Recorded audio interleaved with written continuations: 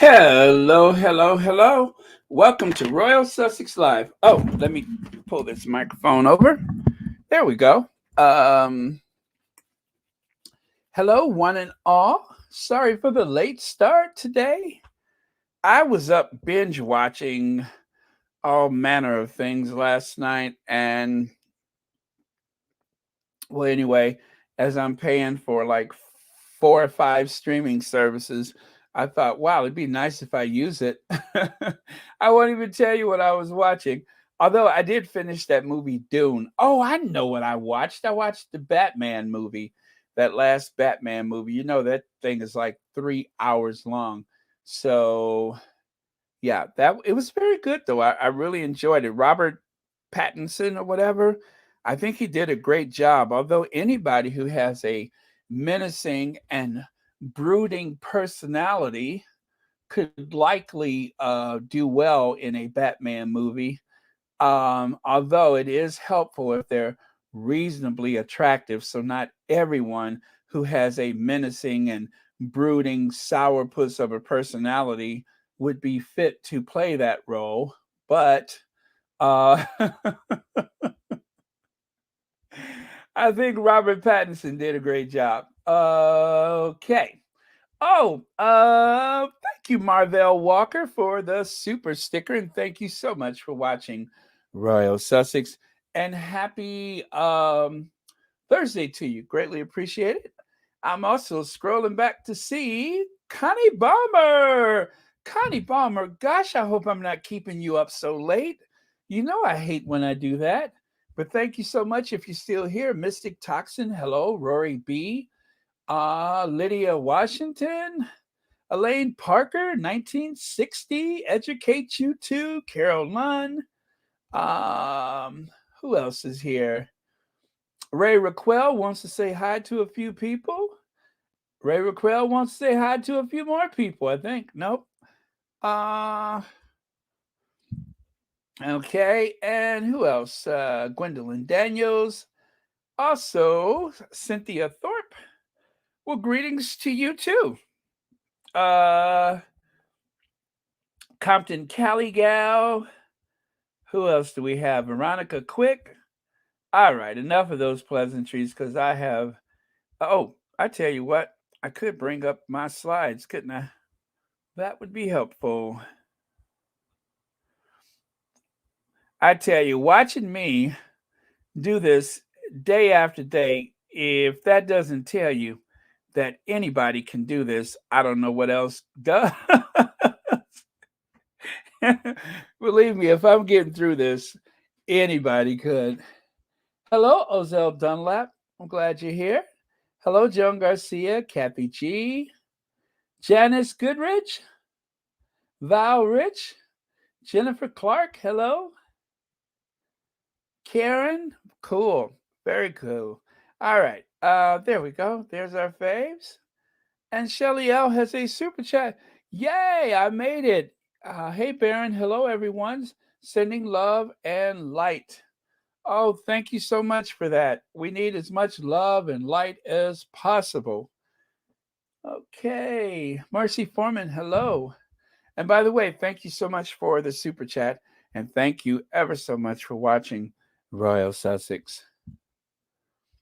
Very cool. And it's like, I can't wait to hurry up and get back and go and watch some more TV. It's rare that I watch television of any kind, but um, I'm actually using the big TV. Okay. All right, so let's get going, shall we? Do I need to open with anything? No, I think that was it. Did I have something on my conscience that I wanted to share? Nay, I don't think so. Hello, Rochelle Baudreau. Naomi Maria, Victoria Fabre. Did I say hello already? Mama Jane. Okay, so here we go then. People have learned that the Duke and Duchess of Sussex highly anticipated docuseries from Oscar-nominated director Liz Garvis will drop on Netflix in December. Uh, Does Harry's book come out in December? Right? I should know that because I should have that date etched in my memory. But does Harry book come out in December? Anyway, if it does, well, that will be. It's going to be all Harry, all the time. Harry is going to be all over us. Well, that is a good thing. I think I believe, I tried not to say I think so much, but I believe that given all that the people's prince have been through, I think it's high time that the world gets to know him better or gets to know him again because of all of the negativity that those hateful right wingers and nationalists and such have been spreading about him. I just want to make sure that Harry is getting um, more positive things said about him than all that garbage. One of the things that I hate is the way that the tabloid media has tried to paint Harry as though he's this greedy person. Prince Harry, the man who was walking around with holes in his shoes before he met his wife. Um, that Harry. Um, that is disturbing. The last thing that you could ever say about either one of them is that they're greedy people.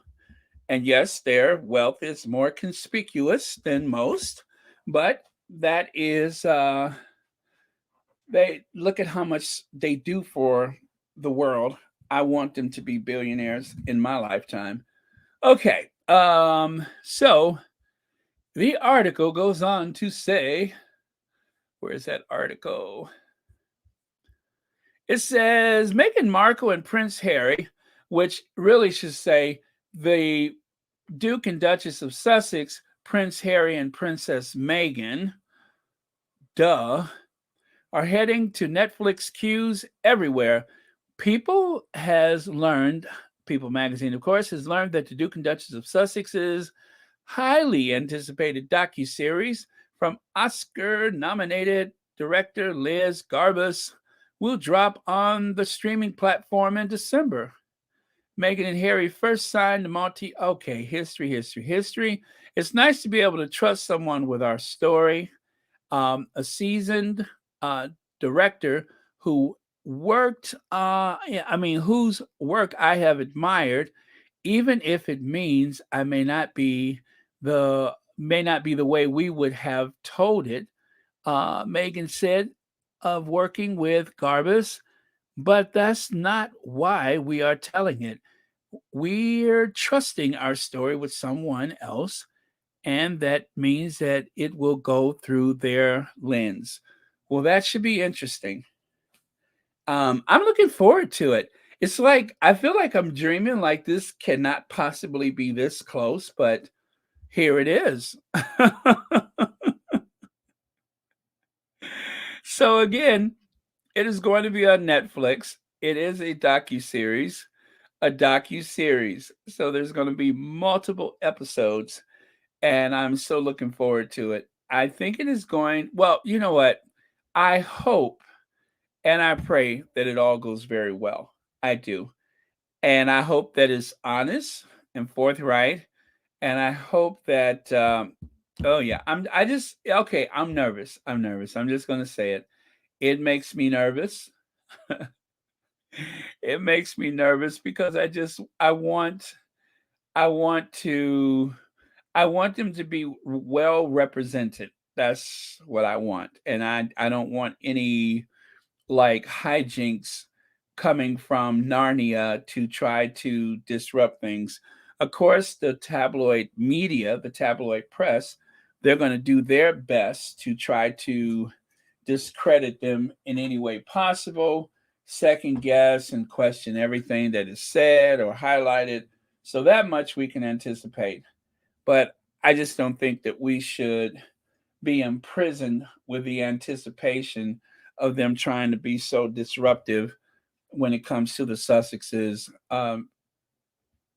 telling their story through someone else's lens, of course. So That's what I have to say. But as you can see, there's a lot of anxiety in my voice because I just want things to go well. That's all.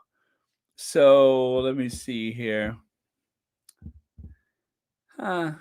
It just says in December, right? It doesn't give a date. Uh, okay, in December. Well, and of course we're gonna see like previews for it, right? They're gonna have previews for it, and I wonder if the director, if the director Liz Garbus, I wonder if she's gonna do like a press tour to promote it. That would be interesting. Now, I don't suspect the Sussexes are going to do a press tour, but that is a possibility. That is a possibility that they may do some press, but I doubt it because I don't know. I just don't think so. They haven't done a lot of that, so I don't anticipate that they're going to do much of it. But I mean, they may have to. Gosh, I just thought about that. What if they have to do a press tour? Okay, Mercedes Todd says, after the royal family got the crown, I'm nervous too because they say is told by the lens of the woman director or producer or whatever she is, and I pray they don't get that they don't. I pray they don't get to her. Oh, you mean the? That's what I said. That's what I mean. I'm afraid of the interference from that palace, whatever. And you know, they have so many people that are like royalists and expats or, you know, that live here in the US and they're in the entertainment business here in the US. And it seems like they always have like some kind of negative spin on anything that has to do with Harry and Meghan. So I am paranoid about that. I am super paranoid about that. Baron, I'm sure their lawyers have watched and rewatched this series, so that is perfection, just like the podcast. 1960, yes. Okay. You promise? Do you promise? Do you promise? Uh, who? Happy birthday, Narsine Butcher Mar. You know, I thought that said nursing butcher man. I had to look at that. I'm like, who? So it's Narsine Butcher Marn, right? I've never seen that name. That's interesting. Okay, I've never seen that person's name before. But happy birthday, Narsine Butcher Marn. And no, I'm not drunk. That's what I thought it said. I'm like, who? Okay. Y'all know my eyes ain't that good now.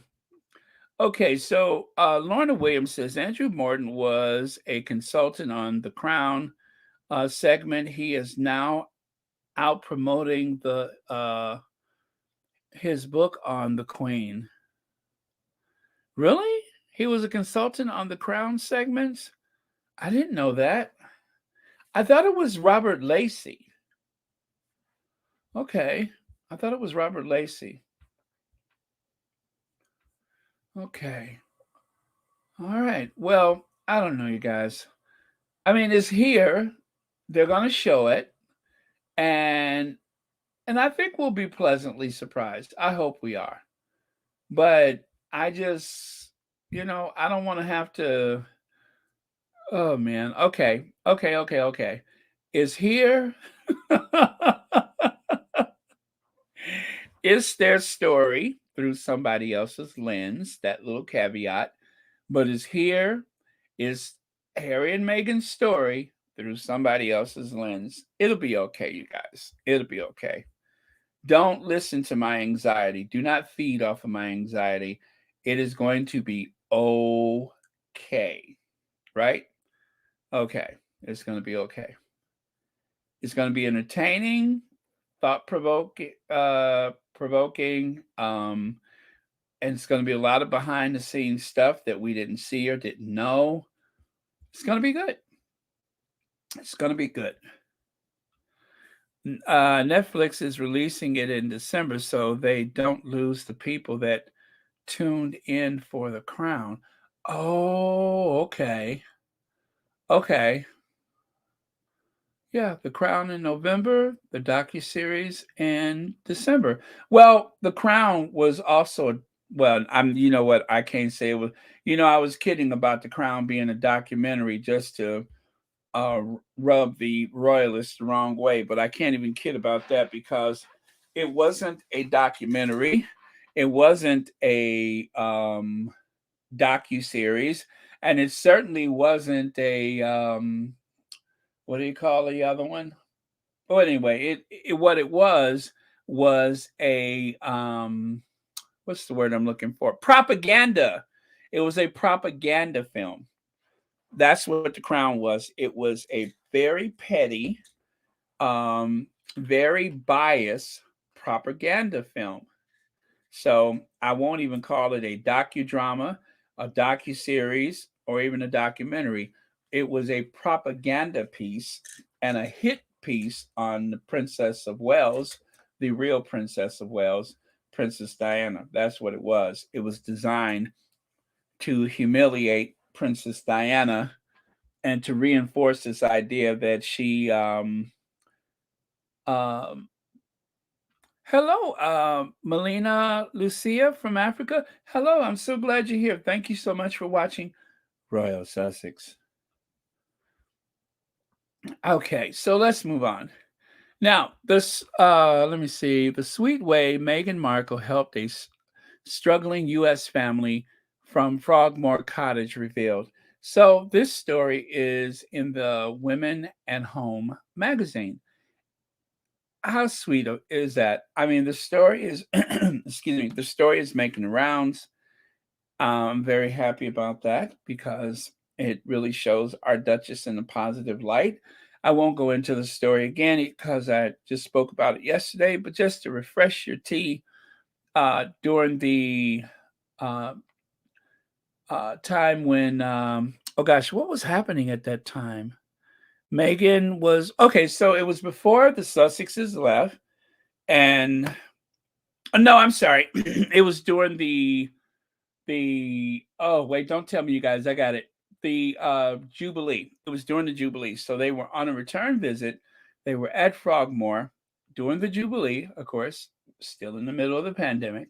They were there for the Jubilee. And so Meghan got word that one of the staff people for Tyler Perry was having an issue finding reliable, safe baby formula, and so she went shopping for it in the UK. She actually shopped herself for it. And what's interesting about that story is the fact that there was no leaks about it. You know what I mean? There were no leaks. And I can't help but think because they don't have the typical palace staff with them anymore, and the fact that there are no leaks in Montecito, that is why she was able to do that type of shopping, and nobody was any the wiser. So, and plus, gosh, would Lilibet have still been on formula? I guess she would have, right? Lilibet would have still been on formula. So I guess it wouldn't have. Oh my goodness, I hadn't thought about that. I don't know. I wonder if Elizabeth would have still been on formula at that time. Well, either way, she was able to get the baby formula and obviously ship it or take it back to the US, and nobody was any wiser about it. So it just goes to show that not being a part of that institution, that you can privately do things without all of the skepticism and negativity directed toward them like you would get from the tabloid media. So win-win, win-win. I'm going to take a look at a couple of your comments here. Mary H says, Baron, I know what you mean, but whatever the Sussexes do will rub the deranged the wrong way. Just be happy. We'll see our faves, right? Absolutely. Thank you, Mary H. And you are very right. You have calmed my nerves. Thank you so much. Ray Raquel says it really says a lot about the Crown producers to attack and degrade a person that was killed. Just truly sad, people. It is Ray Raquel. And uh, and to think now, and I'm going to be fair and say I was hopeful that the Crown was going to do what we hoped it would do. I was pessimistic about it. I kind of thought that if they didn't do anything last season, why would we expect anything this year? But one would hope, right? And then, of course, in order to sow seeds of confusion and to make sure people watched, then the tabloid media went on this big campaign about how dreadful it is and it deserves to have a disclaimer. And it really pulled in an audience that otherwise would have probably have not watched it, only for them to have this big propaganda campaign for Prince Charles. The Queen barely left home. Did you guys notice that about the Crown? The Queen barely left the house. She rarely did anything but sit around in some of those garish looking dresses that look like something that the Countess of Wessex would have worn. That's where the real trick comes in, is the fact that they deceived all of us into this expectation game, like it was really going to destroy the British monarchy, which is not exactly what I think most people had in mind. We just wanted to see fairness. We we wanted to see the family called out. That was what we wanted. We wanted to see um, Diana's story told, but instead we got this big, long, um, awful, like boring, might I add, thing about Prince Charles and the Princess Trust, and we got non-admission this non-admission about Prince Philip having an affair. It was just lousy. I would have watched it anyway. I'm just going to tell you guys, I would have watched it anyway. It wasn't that it wasn't going to be a situation where I wasn't going to watch it. Of course, I was going to watch it. I've watched all of Downton Abbey. I've watched all of the Marvel movies, Star Trek, whatever I watch it all, good or bad. One hopes for the best and usually gets very disappointed. I'm going to watch it. And it's very well made, but it was also a propaganda piece for Prince Charles. That's exactly what it was. So if you haven't seen it, I'm just going to tell you it's a big propaganda piece for Prince Charles. At first, I was like, "Oh yeah, you shouldn't. You should watch it anyway. You should watch it anyway." I'm kind of over that. If you haven't watched it, I would say, unless you are there for the cinematic quality of the story, then it's a big fat nothing burger. It doesn't live up to the expectations. So, but oh, Elaine Parker, thank you so much for the super sticker, and thank you so much for watching Royal Sussex. And happy Thursday to you. And also, thank you for being a member of Royal Sussex. Greatly appreciate it. All right, let's move on. So, congratulations, Nick Cannon. Thanks to you, the Earth's population has reached 8 billion people. There is currently 8 billion people in this world, and about half of them are related to Nick Cannon.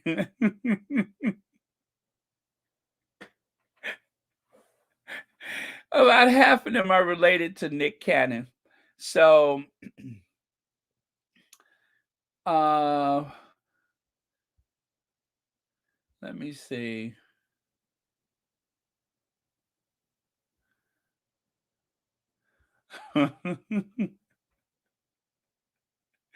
Somebody's got a little sarcasm and wit. I love it. Now, Baron, you know the Queen was activating all of her activism for women in the confines of her palace. Exactly. Joan of Arc would pale in comparison to the contributions the Queen has made for the women's rights movement across this world. Um, and how clever of her to do it mostly from the confines of Windsor Castle and occasionally going to hospital or whatever, cutting a ribbon or something. But how clever of her. You are so right, Kathy G. And thank you so much for your comment. I love that.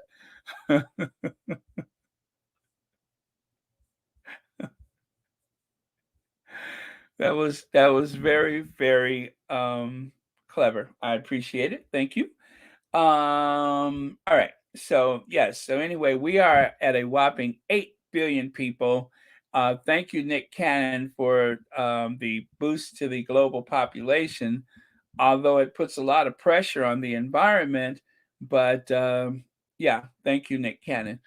As you can see, the United States bubble, and then of course there is Nigeria. I think Nigeria is about what 200 plus million strong, and Brazil about 200 million. You can see it's almost the same size as Nigeria. Uh, yeah, I think Nigeria is about 215. Brazil, I can barely see that, but I think it's about 214. And the US with is 300 plus. So there you go. That is the way the world is right now. 8 billion people, and one third of everybody on the planet is either from China or India. Hold on, you guys. Yeah? What's that? Oh, oh, you got the wrong place. I'm sorry. That's okay.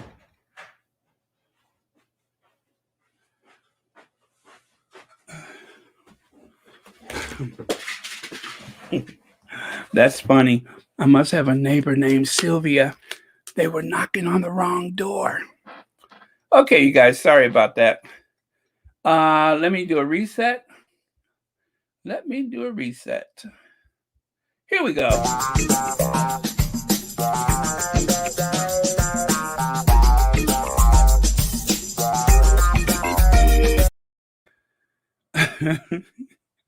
That is so funny. Hey, Sylvia. I'm like, who?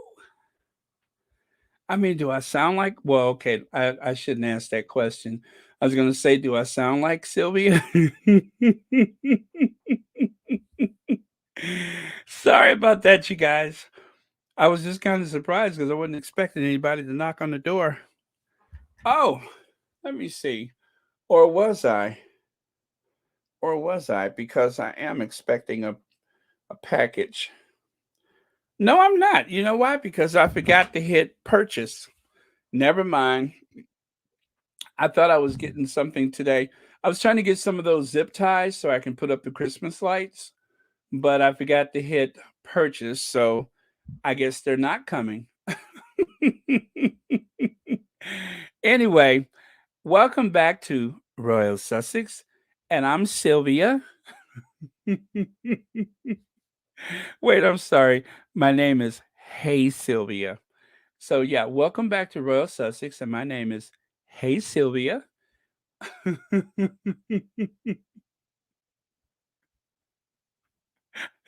What's that? Denise Marcus says you could tell by the sound of Baron's shuffle he had those big bunny slippers on.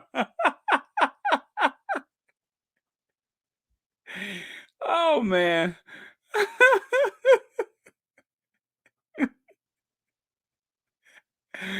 Oh, that is too funny. Thank you so much for the laugh. I appreciate it. Oh, what was I talking about? Okay. Lydia, did I Oh, okay. Okay. All right. Thank you so much, you guys. Sorry for that. Anyway, as I was saying, I got to get some of those bunny slippers. That would be fun. All right. Imperialist colonizer Prince William rips for blaming African population growth for wildlife loss. So, what I'm wondering when I saw this, I'm like, I hope this doesn't trigger Prince William, because you know how Prince William is about population density and growth and such. So, I'm hoping that news does not trigger William, because just like his grandfather, Prince Philip, he's so preoccupied about how many people of color there are in this world and the impact that people of color have had on the environment, especially where wildlife is concerned. Remember that Prince William has renewed his attack on population growth in Africa, blaming it for destroying wildlife on the continent. But if you take a look at these figures, I love statistics, especially when the numbers are, you know, when the surveys are done well. So here, continents by population density, right? Asia, 95.3%. Europe, 72.51%. Africa, 33%. And this is per kilometer, square kilometer. Is that kilometer? Yeah, per square kilometer. And North America, 22.13. And the reason why North America is so vast and so empty is because there are huge swathes of the United States and Canada where nobody lives. There's no agriculture taking place. There's quite a few mountainous regions. So, in North America, you have everything from the polar ice caps to you have the Arctic Circle all the way down to the desert. Um, so we have deserts, we have huge freshwater lakes, all of that stuff. So there's a lot of places within North America where nobody lives. It's a very low population density. Even if you account for Mexico being smaller geographically than the United States, but still there's a lot of places in Mexico where nobody lives. So there is plenty of open space right here in the North American region. Um, I wonder what it is for South America. But see, when you know the numbers, it just really demonstrates how idiotic it is for uh, that person to say such a thing. So, and when you look at the amount of people per square meter, square mile, whatever, kilometer, square mile, there's huge places where there's nobody living there. And so it just goes to show how out of touch this person is. The population density is very small in comparison to Europe or Asia. Okay. Oh, yes, please hit that like button, you guys. There's almost 900 of you, so please hit that like button.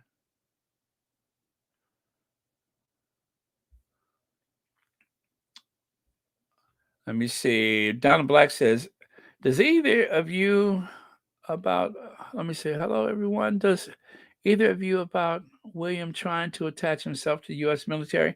I didn't hear anything about that. I didn't hear anything about that. Joe, thank for your comment though. Joya Moore says, Baroness, so many prayers out for Harry and Meghan. They are well protected through the Lord. Thank you, Joya Moore, for that reminder. I needed that. Sonia Johnson, I can blame the Prince of Pegging and his wife for breeding like rabbits to increase the world population.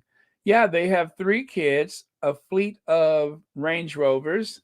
They also have the private planes and helicopters. They own a helicopter, as a matter of fact, the Queen gave him a helicopter, an 8 million pound helicopter. So they are contributing a lot. Plus, they have multiple homes. They have the Adelaide Cottage. They have something on the grounds of Balmoral. They have the Anmer Hall.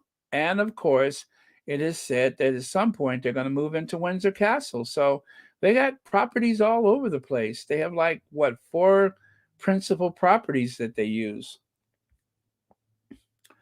And William likes to hunt. So there you have it. Lorna Williams says, with Nick Cannon, most of the women know what they're getting into. He pays his child support, but I don't think his kids get their name with him. I hope he zips it up after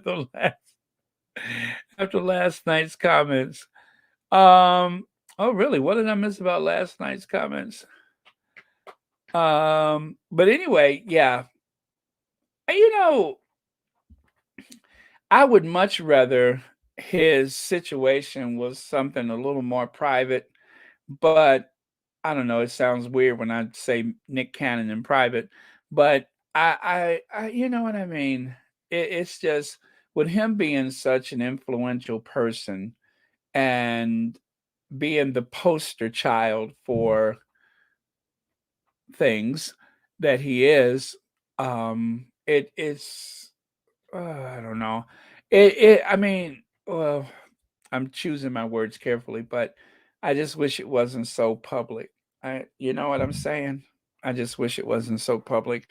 Hello, official Lauren Brown. Welcome to Royal Sussex.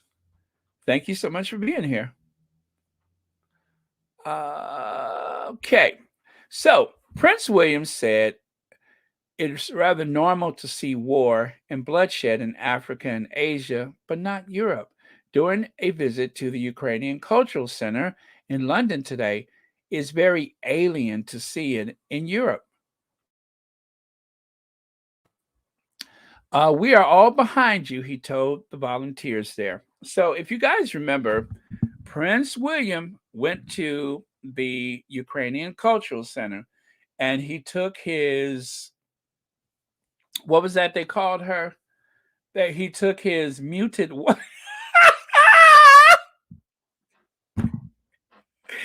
he took his muted wife with him.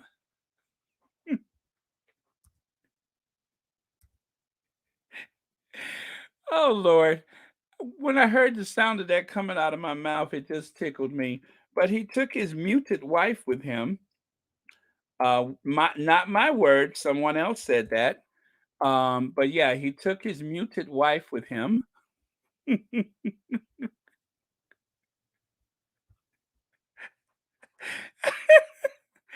Oh Lord. God, that was funny, wasn't it?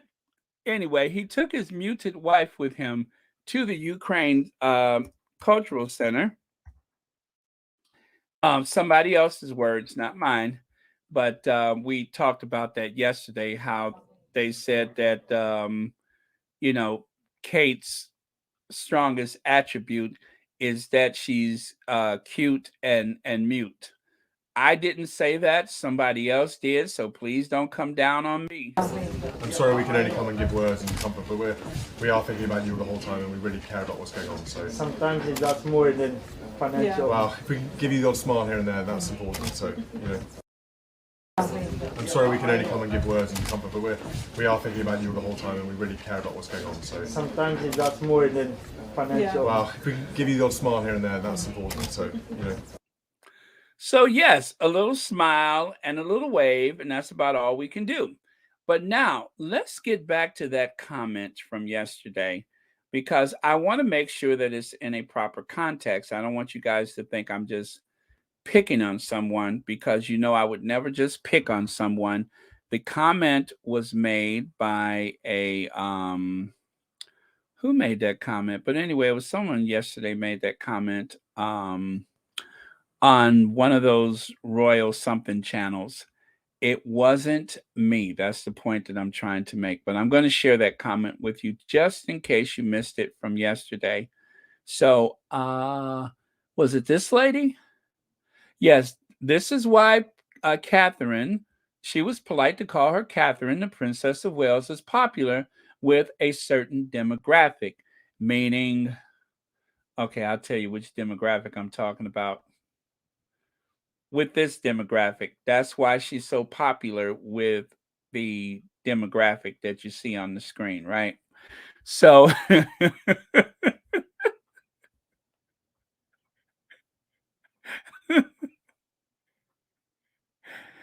okay, I can do this. Give me just a second.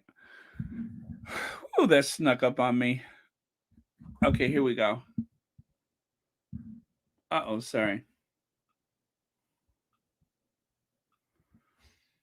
Let me see. I gotta unmute this. Oh, it's buffering. Give me a second, you guys. It's buffering.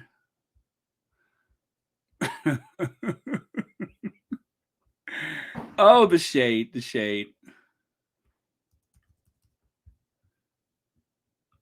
Older people, Catherine is so popular amongst certain demographics, and I'm going to say older people and men is because she says absolutely nothing. Yeah. She's a good little girl who keeps quiet and doesn't complain, doesn't do anything, doesn't rock the boat, and is a very traditional, old-fashioned mute woman. Take note, Nicola. There it is.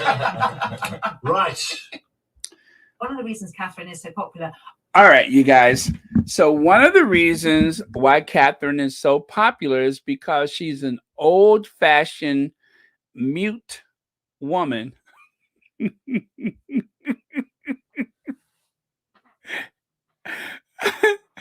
I'm so surprised they let that on the air, but that's why she's so popular, because she's an old-fashioned mute woman.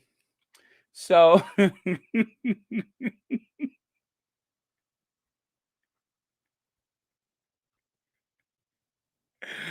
hello, Anita. Did you know that one of the reasons why she's so popular is because she's an old-fashioned mute? Woo! Oh Lord, that was too much. It just kind of sneaks up on you, don't it? I had almost forgot they said that, and then when I heard myself say it, I just got tickled about it all over again. But anyway, that's why she's so popular. So William took his muted wife. William took his muted wife to the Ukraine Center, and they brought some stuff from the kitchens. Or I think they went to the kitchens of Kensington Palace. Yeah, they went to the kitchens of Kensington Palace, and they brought some delicious treats for the people at the center, along with smiles and waves, of course. And well, anyway, you guys, was I through with that? Yeah, I think I was through with that. So let me take a look at your comments before I move on, because I think William should keep his mouth mute and stick with a little smile in the way.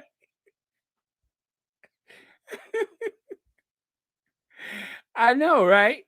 Let me see. Phyllis Johnson says, meaning old people who lost their brain matter. These are the people Kate is popular with, the dried up minus brain matter people.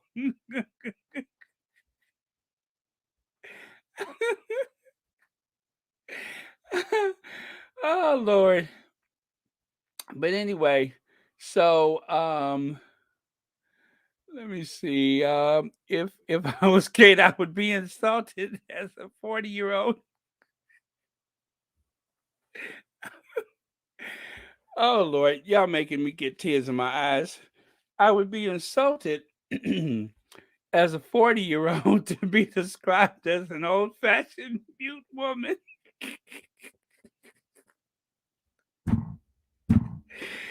Woo! As an old-fashioned mute woman. Was that a compliment? Was there a compliment in there, or was that, I'm not sure what she was trying to achieve by that, but Anyway, it's been my best day since Christmas of last year. And for this year, it seems like Christmas has come early. Um, the old fashioned, oh Lord.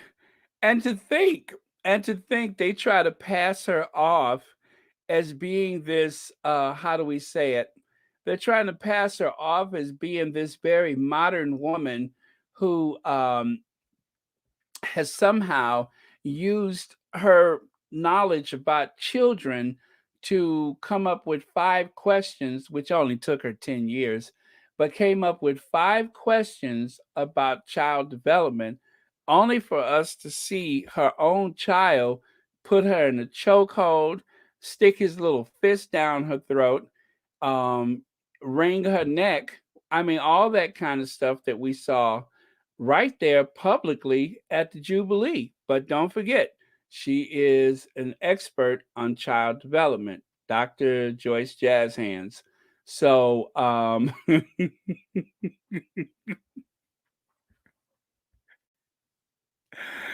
oh Lord, uh, uh, uh. I tell you, if it wasn't for Kate, some days I don't know what I would do for a good laugh.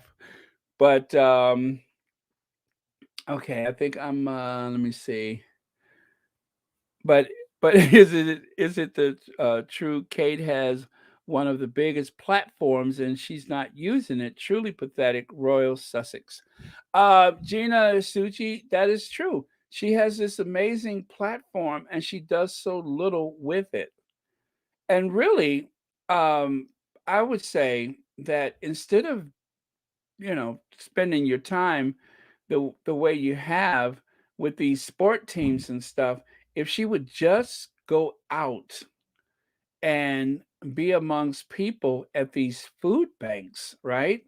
Or, some of the homeless issues and stuff like that, she would be legendary. But she doesn't use her platform because she has to defer to the Tory party line. I mean, she's not just the Princess of Wales now, she's also the Princess of Tories. Everything about them drips with the Tories. There's supposed to be a mystery where they lean, but because she plays it super safe and says very little, it is a wasted platform. Thank you so much for your comment. Leg says, don't forget Louis almost snatched her. That's right. Louis almost had a handful of hair extensions that day when they were sitting at the Jubilee. He Legs. If Louis would have pulled out some of those hair extensions, y'all would have to take me to the hospital. I'm telling you, you all would have to call emergency services. If Louis would have had a big clump of hair in his hand, I don't think I would have survived it. I don't think I would have survived it. That would have probably have put me in the hospital. uh,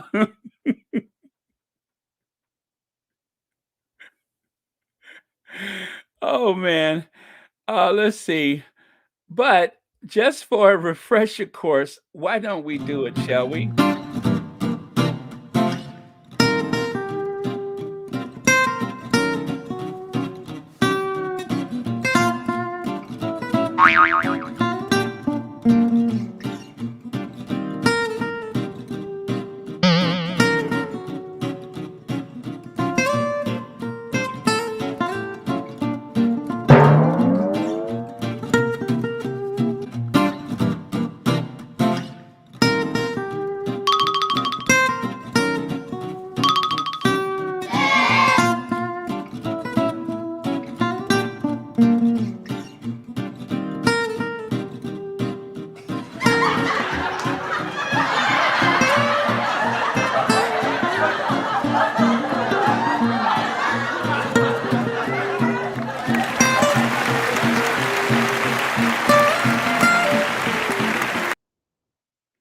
Well, so he pushed her mouth away, and then of course my favorite part was the pistol whipping.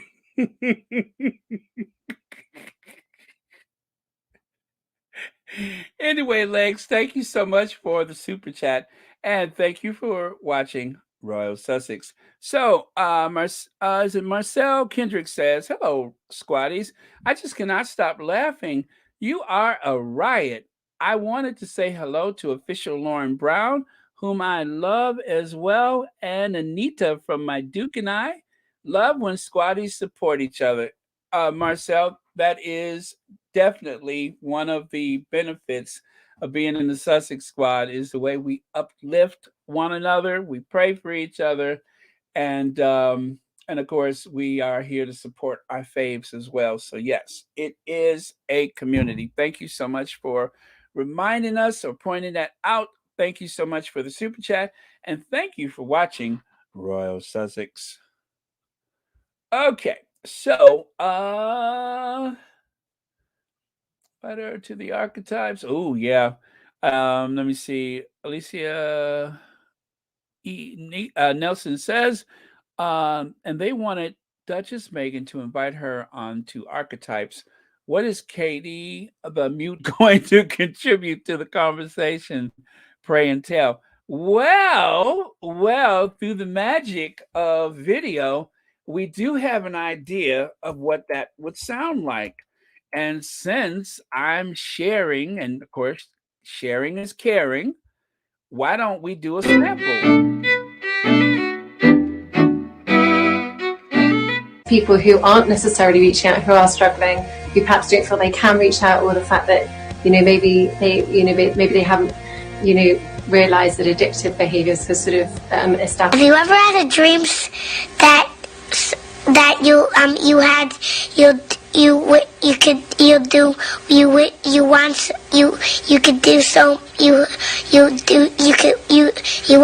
want him to do you so much you could do anything?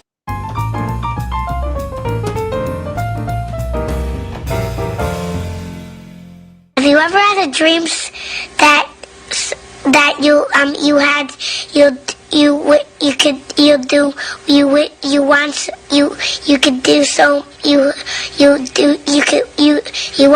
want him to do you so much you could do anything?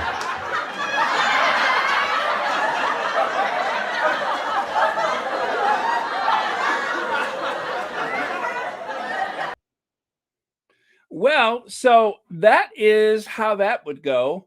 So we already have a general a general idea. You would have the smooth, velvety smooth, reassuring voice of wisdom coming from the Duchess of Sussex, only to be followed up by Kate's banter, which would confuse everybody. So yeah, it's probably not meant to be, but it would be fun. It would be fun. Um, and all of that, what do you call it? That bluff, all of that bluffing that she was doing during the funeral, where she was looking so aggressive and everything. Could you imagine the tables turned? Could you imagine the tables turned? It would be a stammering mess of a performance. And then, of course, having the ability to not even edit any of that out. Yeah, it would be terrible. One of the things that is glaringly obvious is yes, she is the muted wife, and there's a big reason why she doesn't talk much. It's not because she can't. She just won't because it's not her strong suit. So what they prefer is to put her at a table with children. they, she's restricted to sitting at a table with children. That says a lot, doesn't it? That on an outing, her strong suit is Kate at a table with children. I would, you know what? I would have my people do something about that if I were her, because what does it look like if every time you do something publicly that you end up at the children's table. It's like Thanksgiving dinner, isn't it? At Thanksgiving dinner, there's the children's table, and that's what seems to happen to her is that she's usually restricted to a children's table. So that speaks volumes. Um, that speaks volumes for her that she always ends up at the children's table. So, well, it's that's her lot in life. Um, Cute and mute, as someone said yesterday. I forgot who said it, but cute and mute. And that is the great expectation for her is to just be cute and mute. Yeah. Wow. What a aspiration for one's life as a and that, like you said, she has this tremendous platform and she doesn't even use it. And it is tragic. It is absolutely tragic that somebody would have a platform that big and not even use it. So, pitiful. All right, so moving on. Thank you so much for your comments, everyone. Legs has a super chat saying, there it is. You think that M jumped back at the funeral because she was close?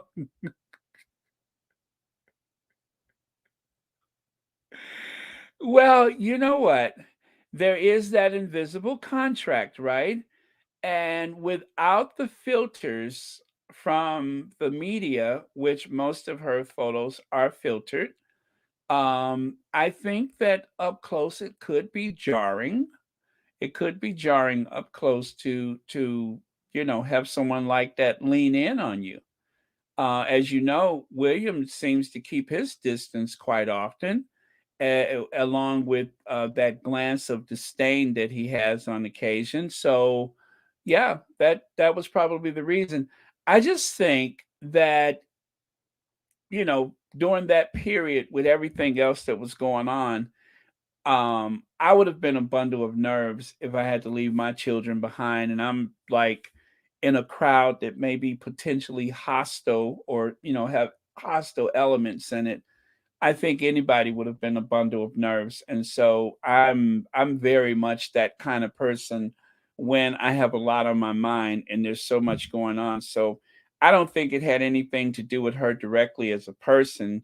Kate, that is, like there was any intimidation or anything like that. I just think that when somebody like that leans in on you, without the airbrushing, that one would recoil from the shock of it.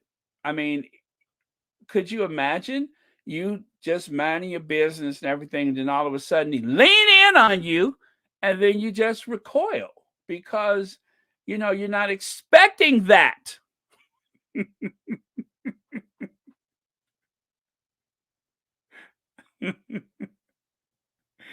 So it'd be like if she leaned in on you, what would you do? You would recoil. You don't expect somebody in your space like that. Um, like that.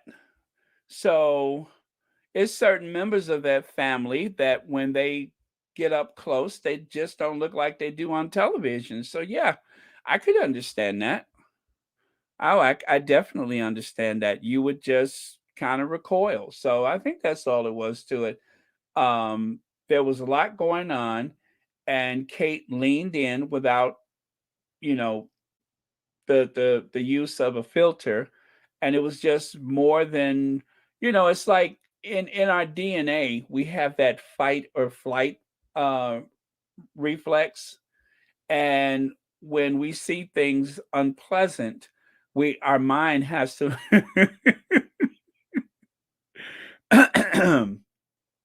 our mind has to make a split second decision whether to stay or to take flight.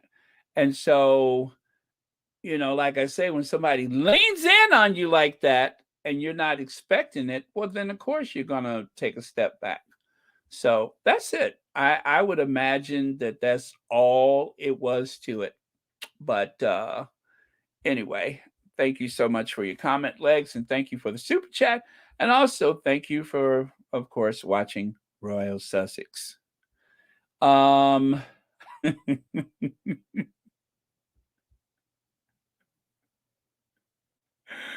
Oh man. Let's see. Church Nellie Barron thinking the same thing. Children's table, adult table. Yeah, that's it. There's not much you can do. And if you guys recall, they said that Princess Diana knew she wasn't a strong public speaker, but because she didn't have a lot that she could do with her life as the mother of a future king, besides do what came natural, and that is love and affection for people, to showcase other people, to use her platform to elevate causes near and dear to her heart. Because of that, Princess Diana had to learn public speaking. Now, she never was great at it, but I don't remember Princess Diana refraining from speaking in public or from getting close to people or pulling away from an elderly black woman while on tour. I don't recall that ever being something that was part of Diana's personality. But the strongest thing that Kate does is sit at a table with children, and just show up and smile and wave. And I'm not even being shady when I say that. That's just a fact. That is her strong suit, is to just show up. And so she's not a modern woman.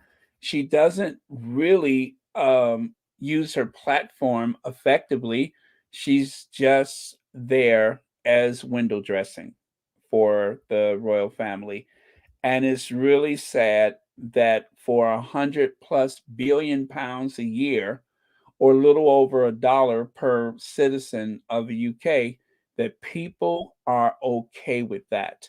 Mediocre Middleton is perfectly acceptable, and they're okay with that. Hello, Ethan's husband. Okay. I watched what did I watch the other day? I watched your video the other day. Um, and I hope I commented. I know I liked, but I hope I commented.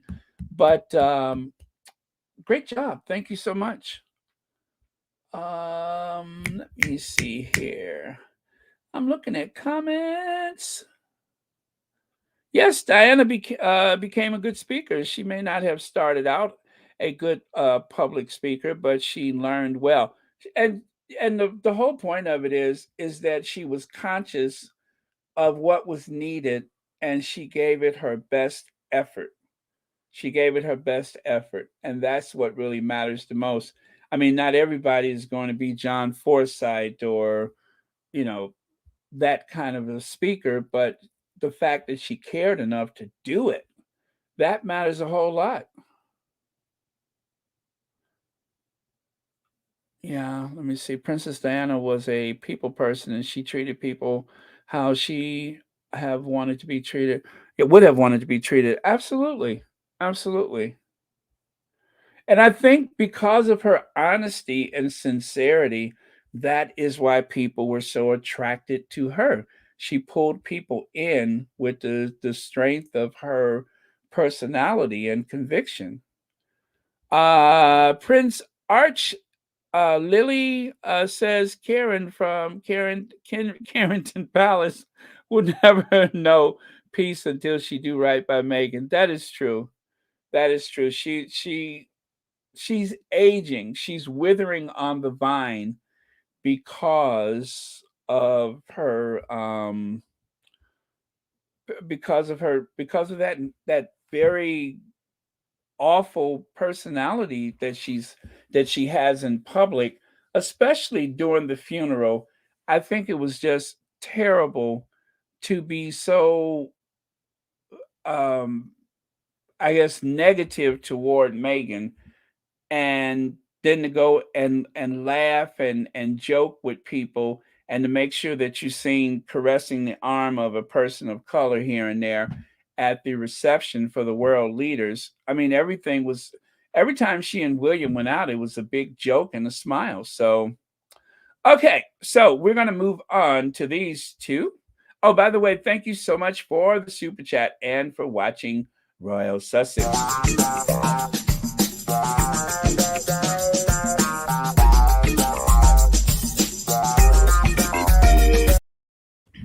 Okay, I still can't get over the bunny slippers. I thought that was funny. Hi,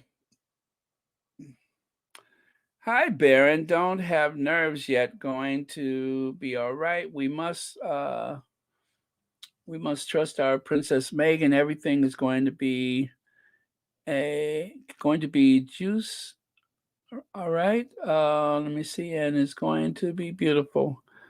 Okay. Is that a typo? Going to be great. All right. All right, but anyway, thank you so much, Fatima Jello, for the chat. I mean, for the comment, and thank you so much for being here. Thank you for your comment. Okay, Royal Variety. Okay, hashtag Royal Variety. As not hashtag at Royal Variety. So this is from Royal Variety's Twitter. It says, "We are thrilled that our guest of honor at this year's Royal Variety performance will be their Royal Highnesses, the Earl and Countess of Wessex and Forfar? What is Forfar? The Earl and Countess of Wessex and Forfar. What is Forfar? What is a Forfar? I didn't actually see that the first time. Let me see what Forfar is. Forfar? Oh, Forfar is a town in Scotland. I'm sorry, you guys. Forfar is the county town of Angus, Scotland, and the administrative center for Angus Council, with a new multi-million-pound office complex located on the outskirts of town as of 2021. The town has a population of 16,280. Well, I never heard of Forfar.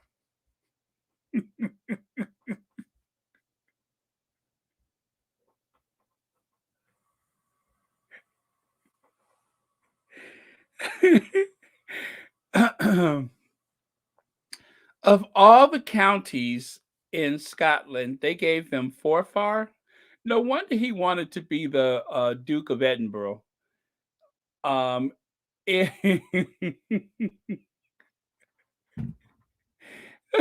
no wonder he wanted to be the Duke of Edinburgh.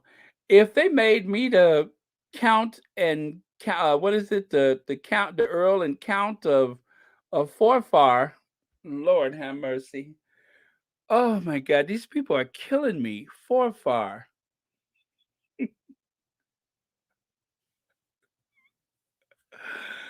Woo! I didn't think such a place exists. But they were serious. It is a place called Forfar. No wonder he wanted that title of Prince Philip's, which, by the way, Prince Charles or King Charles kept that title for himself, the Duke of Edinburgh. He, Lord Jesus, that's a mess. That is a mess. Who does that? That is a mess. Forfar. Mm-mm-mm. Sorry, you guys. That just kind of caught me off guard. Forfar. Forfar.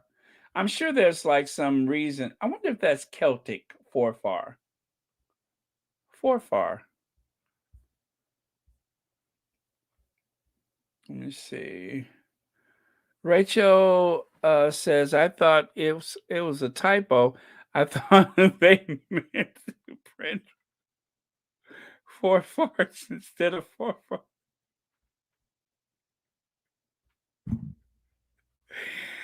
Oh, okay. Let me see. And Maggie says, Forfar sounds like a place out of Shrek movies. Oh man. No wonder No wonder Edwina is always so upset. I could see why them, they, he, she is always so upset. Anytime somebody gives you the title of Forfar for something, and I'm sure it's a nice town, but really? I mean, there's so many other places. It must be, maybe it has something to do with the Queen Mother, Cookie. Maybe it has something to do with Cookie. Maybe that's something that means something to his grandmother, the Queen Mother. Maybe that's where Forfar comes from. God, it sounds made up, doesn't it? Like something. It does sound like something out of the Lord of the Rings. But anyway, they are going to be the ones to go to the variety show this year. I guess they wanted to. Let me see. Lauren Brown says, let me.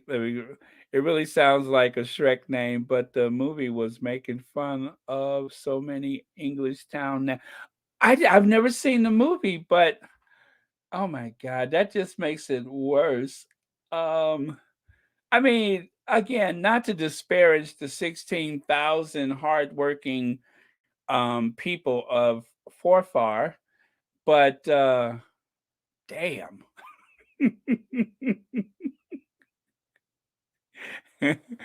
Thank you for your comment, Lauren. Geez, this is just different. But so I was thinking about it. I'm just like, well, um, this opens up a possibility for the Countess of Wessex to really showcase some of her rather unique fashion trends that she has been trying to set over the years. Now, it Edward and Sophie to represent royals at glitzy event often attended by Kate and Prince William. Okay, so at the very least, we have to say Kate is known to play it safe. She wears something rather uneventful, right? And that's playing it safe. Whatever she wears, people just go on and on about it. But if you guys remember A Christmas Carol, the Countess of Wessex showed up wearing a bathrobe. You guys remember that? She went to the Westminster Abbey wearing slacks, trousers, which is unusual for such an event. But I guess since they knew the Queen wasn't going to be there, why bother with protocol? So she decided to wear something, rather informal. She wore a bathrobe and she wore those pants and the top she's wearing. And that's what she wore to Westminster Abbey. Again, the Queen was not there. So um that's what she wore last time. So I could only imagine what kind of get up she'll wear to the Royal Variety Show.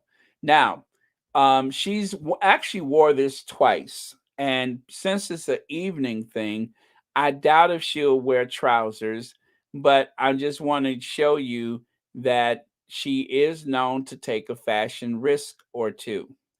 So far, we don't know that there's been any loss of life. But as you can see, both of the people in the photo on the right, the Countess of Wessex and her non binary partner, loves a wide leg trouser. Have you noticed that? They love their trousers to be a bit of a wide leg trouser. And the other thing you'll notice is that the Count, or the Earl of Wessex, likes his coat a little longer. The cut of his coat is a bit long for him, but then again, we have seen that before.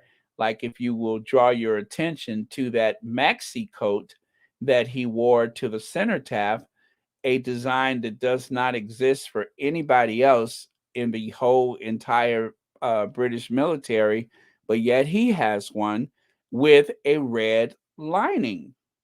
Very daring. He has that red liner. He has the stirrup pants. So you know, they are cutting edge, those two. They will take a risk. And notice the very well padded shoulders that he has. I haven't seen shoulder pads like that since Dynasty was canceled. You'd have to go all the way back to Dynasty to find shoulder pads like that. Um, but uh, anyway, and then if you take a look here, to show you what I mentioned yesterday about the famous blue jumpsuit, it invokes the memories of childhood with the Cracker Jacks kid and, of course, um, Gumby. So you have that silhouette, a very strong, very retro silhouette, which again I think is quite daring. And so it's no wonder that she has her fist balled up just in case somebody gets out of pocket and she has to deck somebody for the you know what I mean? Because she takes her risks. So all I can say is respect. It's not like um somebody's going to call the Police! Police! Police! Help! Police! Help! Police! Help! Help! Police! Help! yes, it's not like anybody's going to call the fashion police because she's a member of the royal family. That wouldn't go over too well. So uh and I would say I hope she doesn't make a spectacle of herself, but as you can see, she already has. I mean, look at all those specs and spectacles and specs and stuff on those outfits. So she will take her chances. That's what I'm saying. I love that she doesn't play it safe. I love that nothing ever really fits because that way if she takes it back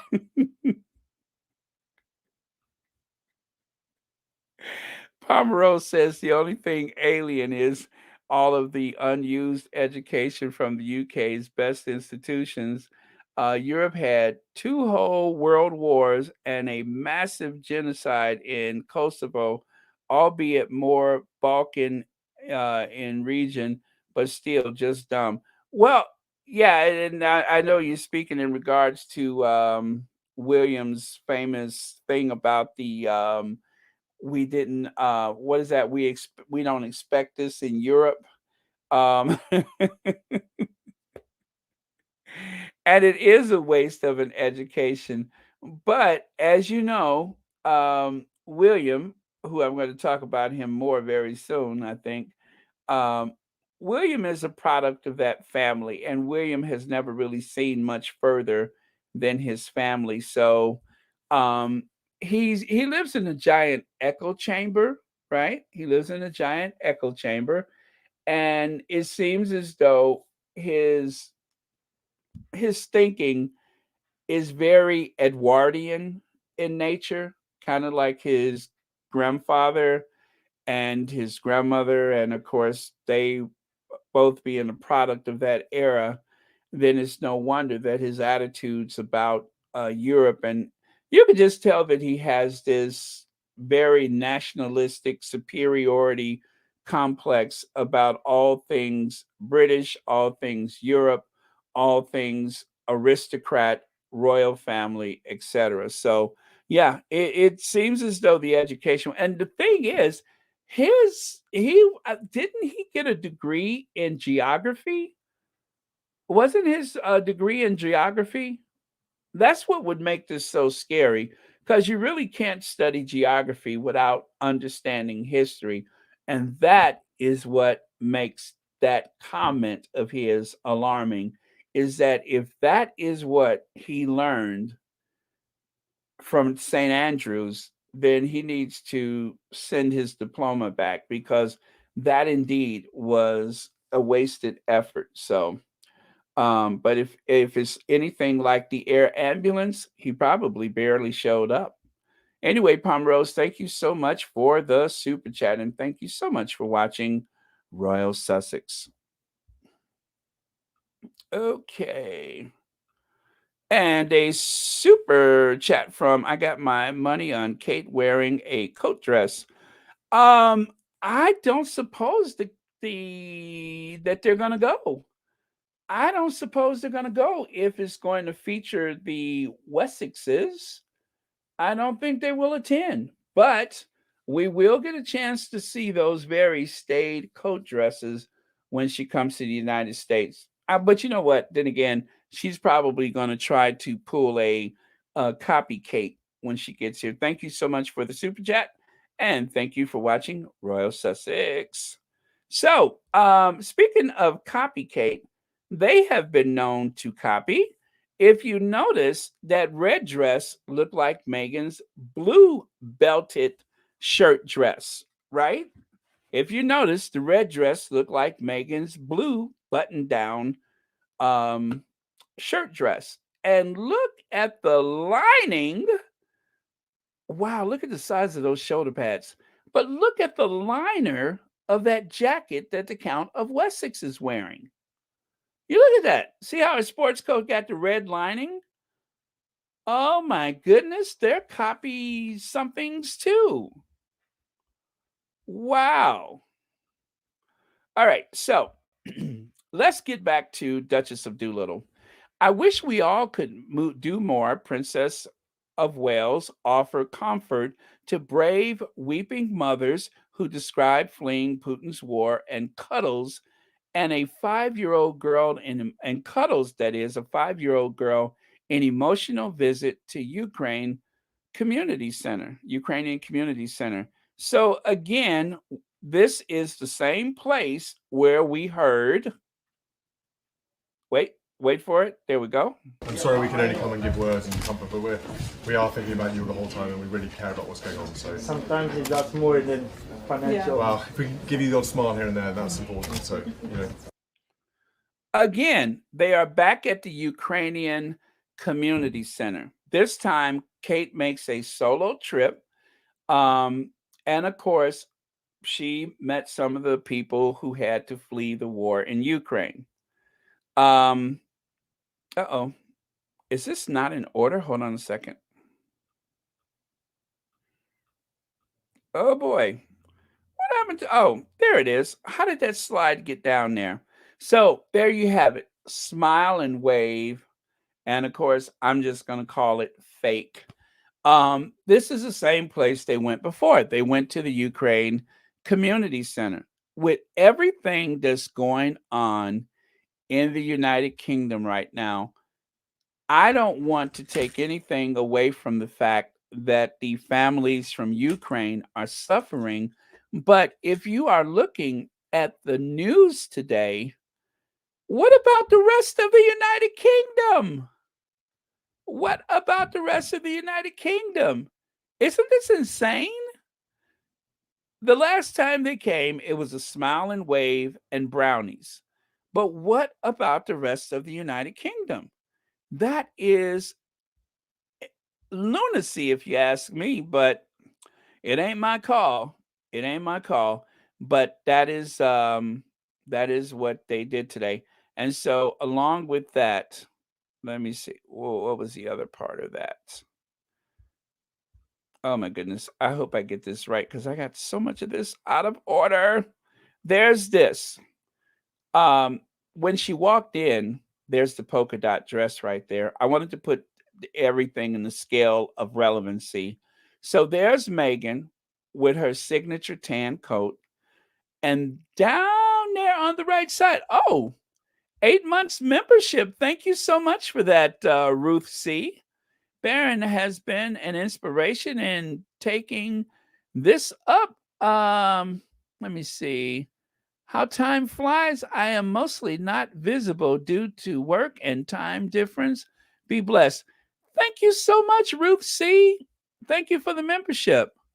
8 months. Thank you so much. I'm so glad I saw that out the corner of my eye. I have it on a different screen. It doesn't come up on the StreamYard that I'm using, but thank you so much for that.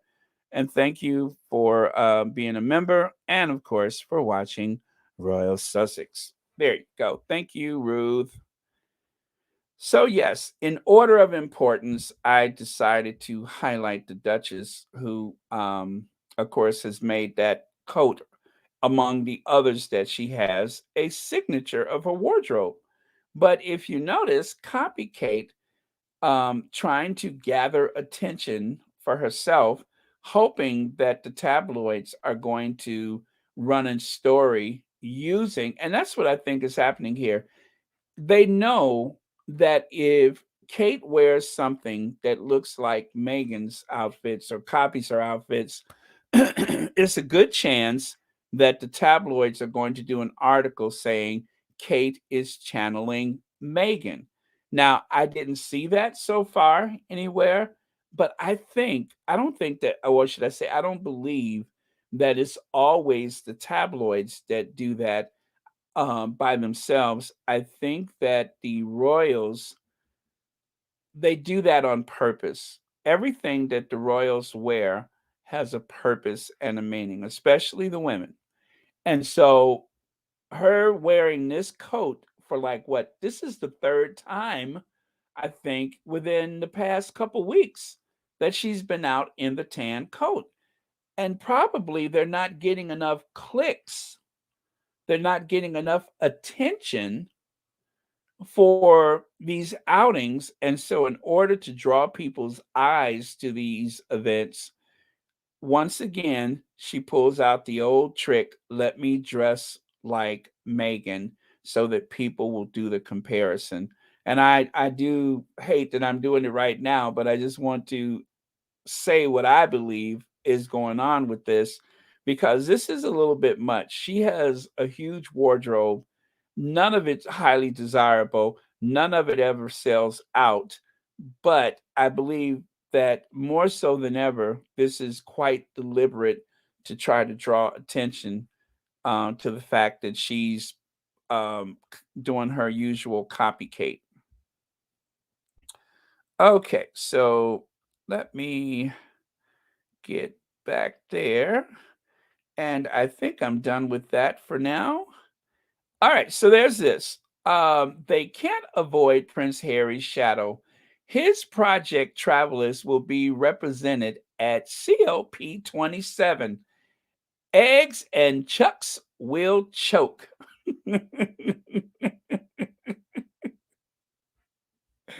Eggs and Chuck will choke. If you notice, it says there technology as an enabler to more sustainable travel and transportation.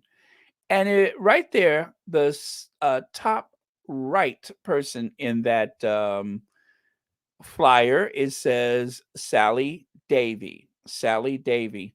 Now, Sally Davy, as you can see on the right side there, is the CEO of Travelers. If you recall, some time ago, Sally Davy told a very fun story about how she got a call from Kensington Palace asking her if she would come to a meeting for a travel something something sustainability, whatever it was. And so she, at first, she thought it was a joke. She thought somebody was just messing around. And when she gets there, she was shocked to find out that Prince Harry was one of the people at this meeting that she was called to. And they were offering her a position because this is the work that she's done for the past 15 years. So they were offering her a position, which of course she will represent travel lists at the COP27 in Egypt. So that is starting today, the 17th of November. So there you have it. So Harry's shadow is going to reach as far as Cairo for the is it Cairo? Cairo for this event.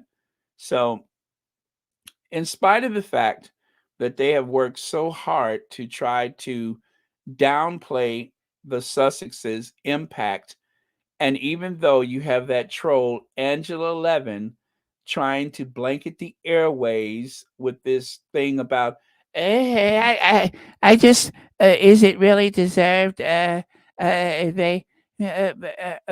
probably They're using their influence, and Megan's a Hollywood actress, so she probably caught in some favors. She's trying to make people believe that the Sussexes are buying these awards and buying the attention that they're getting, rather than they are actually doing the work. The Sussexes are doing the work. That's all they're doing. They're doing the work. So whatever this troll says about it's not deserved, and people are shocked, and why is this happening? Because they are quietly doing the work. They're not just smiling and waving. They sit at a desk together, and from that desk they have put together a life away from the royal family, and it just bothers them that without the aid of, the Mormon Tabernacle Choir and all the rest of them that they left behind, they are literally moving mountains. They're moving mountains, and it's without the aid or the help of the royal family.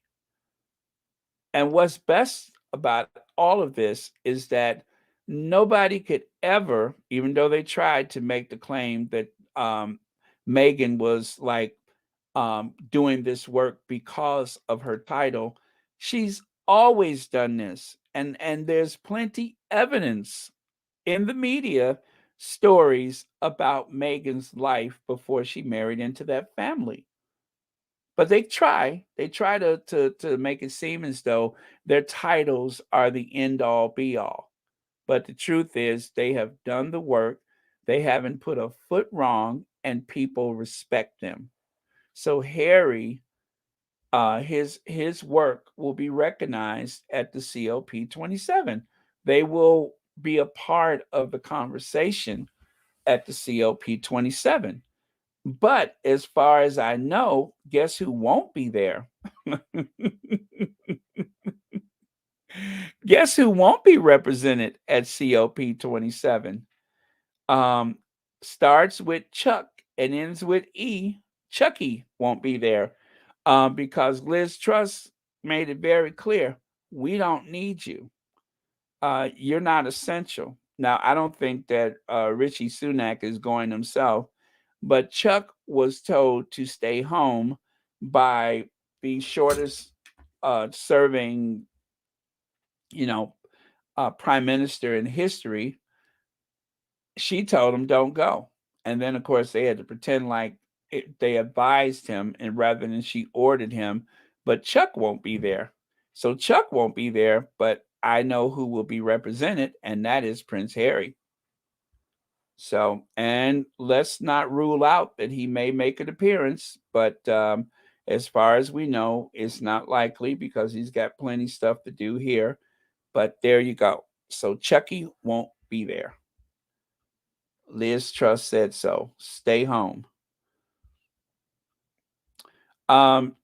So Sally Davy is the chief executive at Travelers, a pre-competitive alliance founded by the Duke of Sussex in partnership with industry leaders, Bookings.com, Trip.com Group, Travel Advisor, Travel Advisor. Well, travel. How I don't know how to say that. What am I saying? TripAdvisor, Skyscanner, and Visa. Those are the people that Harry is working with the Travelers, and of course the CEO, Sally Davies. Together, the coalition is working to unify and scale sustainability reporting across the partners' own platform and the industry at large, with the goal of empowering consumers through trusted, open data to make better travel choices. Sally's career spans 15 years in tourism and travel tech, with a focus throughout on system change and bringing sustainability into the mainstream consumer experience. This is what consumers want, and this is what the consumers will get. And again, Prince Harry is on the very forefront, the cutting edge thinking. So if anybody is, let's say, the best elements of Prince Philip's legacy, because Prince Philip was always said to be someone who was very advanced in his thinking. I'm not even going to discuss his personality and stuff like that, but they said Prince Philip was always talking about certain things. A lot of it, yes, was racist, but let's stick with this part of it. Prince Philip was a modernizer. They somewhat of an he saw himself as an innovator. So with all the things that Prince Philip thought of himself, uh, Prince Harry is doing. I don't know how far Prince Philip got, but Prince Harry is walking the walk along with talking the talk. So that's what I'm trying to say. All right. Telegraph says Prince William can be a self-righteous and spoilt little. Okay, I guess I don't know what spoilt little what, but anyway, that's what Kaiser had today. So Prince William and Charles leaked news of Harry and Meghan's exit to divert attention. Well, when they say that he has this rather shady personality, first thing I thought about was, of course, the Sussexes and the way the news was leaked. Now, we don't know. It's been alleged that the calls were coming from inside the house and that maybe someone on the Cambridge staff, as well as Clarence House, was leaking and briefing against the Sussexes. The calls were coming from somewhere, right? But let me remind you guys about the anger part of, the spoiled brat part of him. He's going to be incandescent with rage when he sees this. Well, yeah, that the thing about him being a spoiled brat, he will be incandescent with rage, says Deanna. But up there on your upper left, let me see, Prince William, angry at Prince Harry, Meghan Markle for their insulting reaction to Queen's ban. I don't even care what the story is, but this is part of a greater narrative.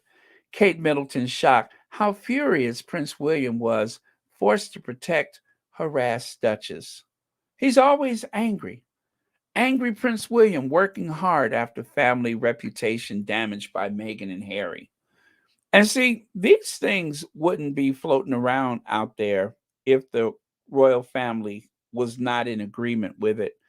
Because for them to make such an incendiary remark about the Sussexes, where it regards William or anybody else in the family, if it really bothered them, they would tell them, hey, don't do that, or don't use that headline. And the reason why we know that's true is because if you take a look at Prince Charles, when he was told not to go to the COP26, they decided to unceremoniously change the heading of the article where it seemed as though the Prince Charles was politely asked not to go rather than told not to go by Liz Truss. So when things bother them, they will change it. Anytime something bothers them, they will change it. And if it doesn't bother them, if it's the message they want to convey, they'll leave it in place. And they love the idea. And this, the first time I heard it described like this was Henry VIII. Henry VIII said that for, well, I'm not going to use her exact words because I don't remember, but essentially, a very weak man, they often use stories to embig him, to make his personality and persona larger by using the term angry, incandescent with rage. All of those things are used, furious, to make them seem more imposing instead of someone who is rather weak and all bark and no bite. Prince William looks concerned and angry in first photos since Prince Harry dropped royal family truth bombs. Royal family fury. Prince William's anger at brother Harry exposed in row. William struggles to suppress anger at royal event, claims expert. Now, they would not use that language without consent or implied consent.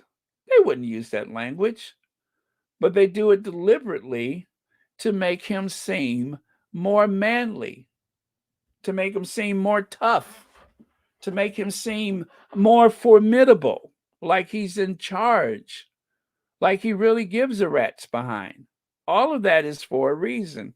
So it's a narrative that they tried to create where William was always angry and Kate is ready to rule. Kate and William are ready to rule. Kate is ready to be queen. They did this for a few years. And they're still trying to shape a narrative that makes Kate seem more modern as a woman, as opposed to a muted, old-fashioned woman, and William as this very manly, ruling, discerning force of nature, a force to be reckoned with. All of those things that they're trying to do to make him seem like he's Blake Carrington or mixed with J.R. Ewing or something. I don't know where they are trying to take that, but I guess it's to try to reassure the public that the royal family is decisive and important and relevant. Yeah, that's it. They want to make him seem more relevant. So it's not working, because what happened when he went to that football match? They booed him and he walked out crying. Do you remember that? He got booed and he left in tears. That's how tough he is. He got booed and he left in tears.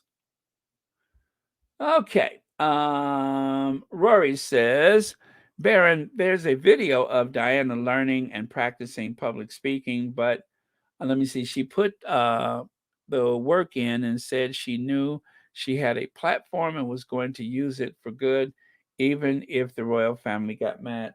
I would like to see that, actually. Thank you. I'm going to look for that. But yeah, I knew she did some work, but I never saw a video. At least I don't believe I've seen a video of her practicing, but I would like to see that. Thank you for that. Let me see. Hello, Beverly Hardy. Thank you so much for being here. Let's see. Francia Mosley says rumors have been around for a while about William's temper.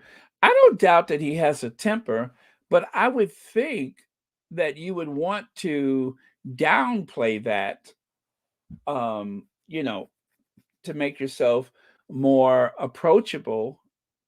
Now, one thing I do know for sure is that when it comes to having a sense of humor, that William, like a lot of ignorant people, they think they're like, for instance, Elon Musk. Elon Musk thinks he's funny. Elon Musk is very arrogant, but his humor falls flat. And time after time, he tries to be this relatable person. He tries. Well, okay. Let me show you William's humor. This is William's humor. I feel tempted to cry, God for Harry, England and St George. But I really don't want to lower the tone by bringing my brother into it. One more time. I feel tempted to cry, God for Harry, England and St George. But I really don't want to lower the tone by bringing my brother into it. Disgusting, disgusting, disgusting. That's William's personality. It fell flat. It really wasn't funny. And it was a clear indication of how insecure he is because he's lacking in so many things. But that was his idea of funny. Now, let me show you my idea of funny where William is concerned, because I got some funny stuff about William myself, and I'd like to share it with you.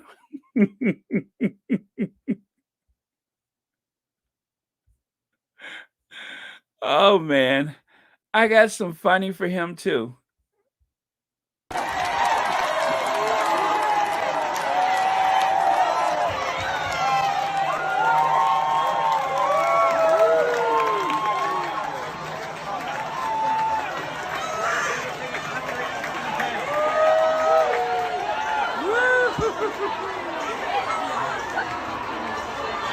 Oh, there he is.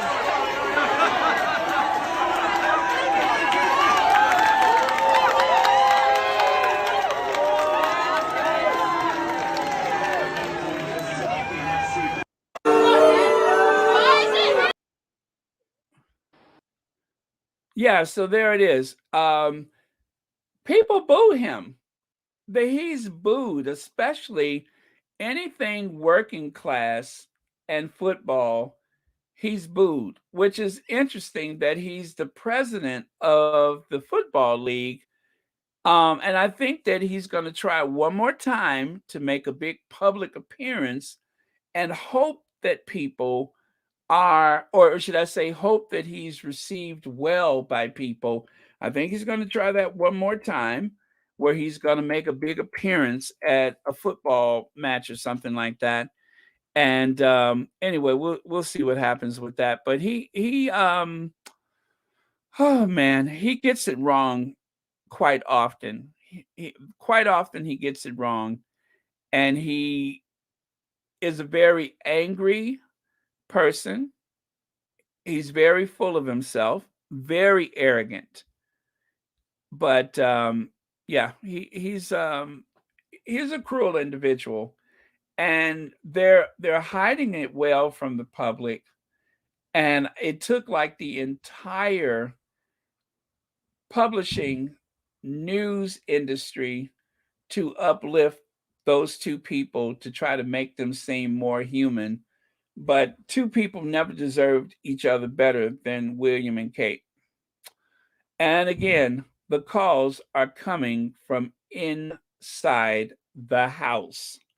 I'm convinced of that. And the larger part of the problems wasn't anything to do with, the public perception of the Sussexes before the intervention of Kensington Palace, allegedly, Clarence House, allegedly, and of course the rather right wing, alt right Tory led media, British tabloid media. That was when the public turned. As soon as they finished that Oceania tour, and it was obvious that the Sussexes were incredibly popular and far more popular than William and Kate, that's when the problems started.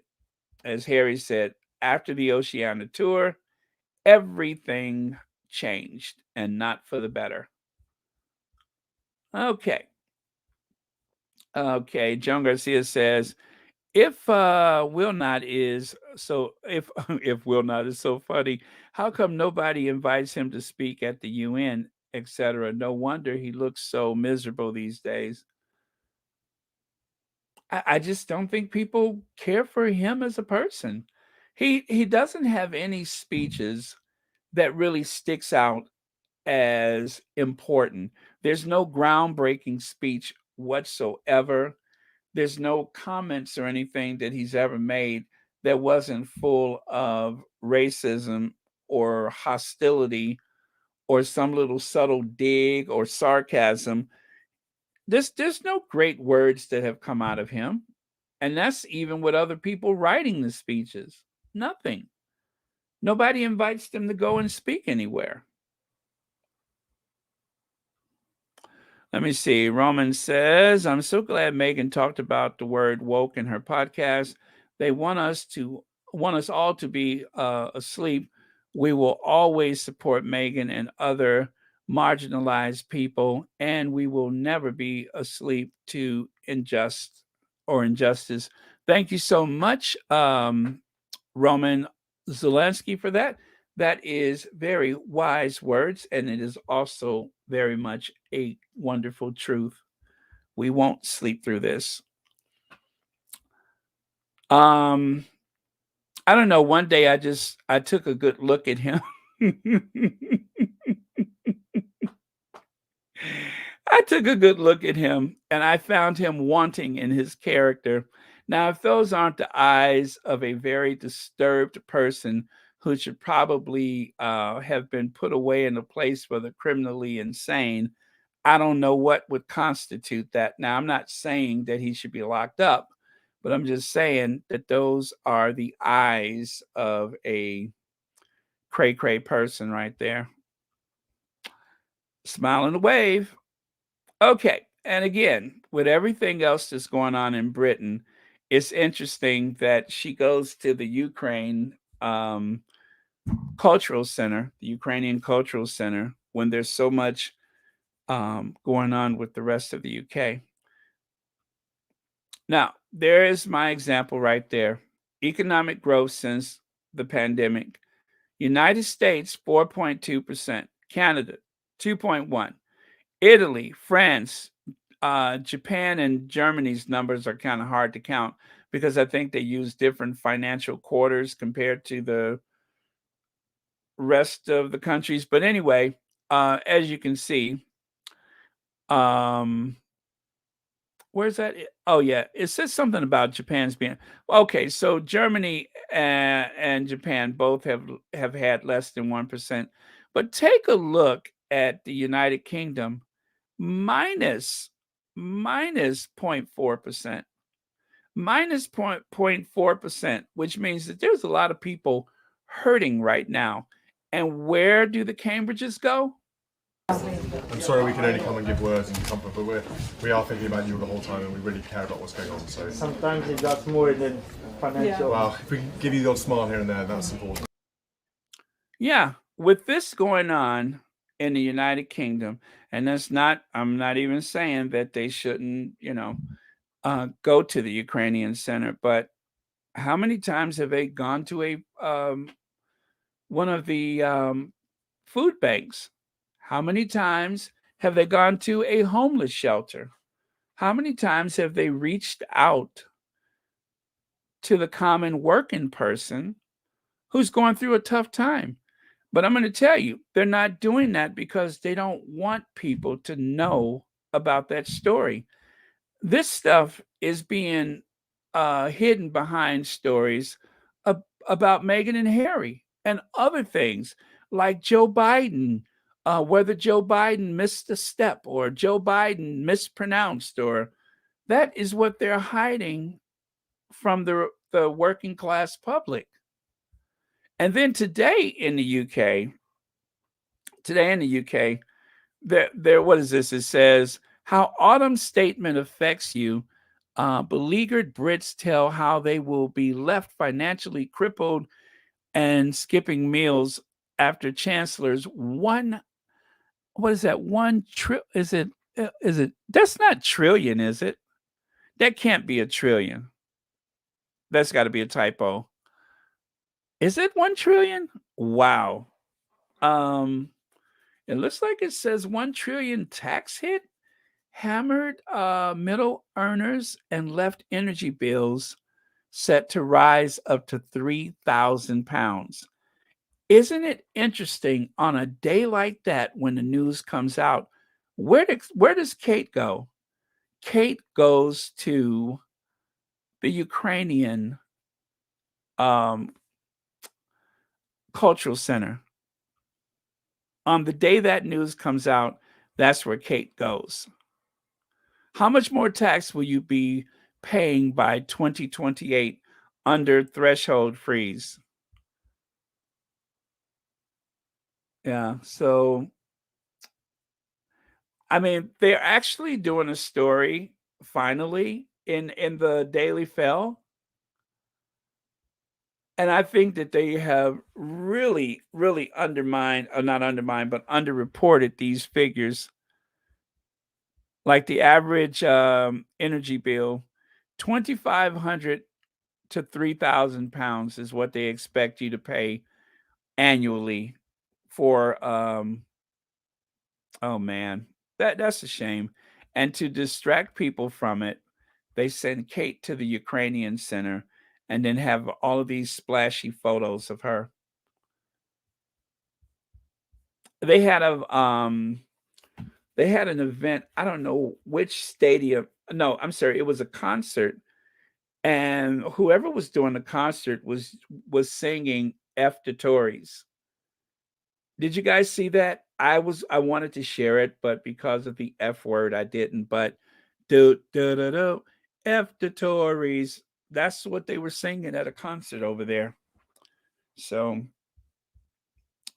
okay. Now, here's some bright news. Independence is our right to decide. So Saturday, the 26th of November, from 1 to 3 p.m., there'll be a rally at the Pacific Quay, Glasgow, which is where the BBC Scotland is located. So they will have a rally there calling all independent supporters to make sure they attend this demonstration in Westminster Rule. Welcome, King Charles III. Now, this was kind of funny to me. I'm going to show you. Okay, so I covered up this person's name because I didn't want to, you know, put the name of this account because I don't want anybody going after this person. But to be fair, I won't even say the name of it. I wish I could, but I can't. To be fair, Prince Harry,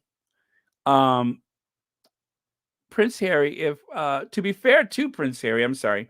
To be fair to Prince Harry, if Prince William was my older brother, I would be a bit jealous too. Good looking, smart, confident, charming, funny, sporty, caring, and compassionate. Loves his grandparents. RAF, air ambulance, kids, and beautiful wife, an all around good man. Harry is supposed to be jealous of William, according to this person. Let that just rest there for a second. This is supposed to be a person from the Caribbean. Again, I can't say the name of the account, but it did mention that they're from the Caribbean, right?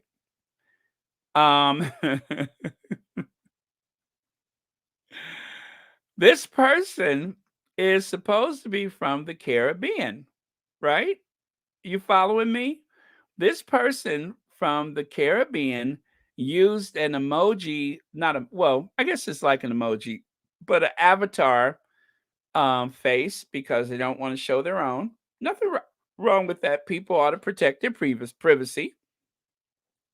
But this person from the Caribbean wanted to point out that actually they want you to know that they're a person of color by the name of the account and also by the profile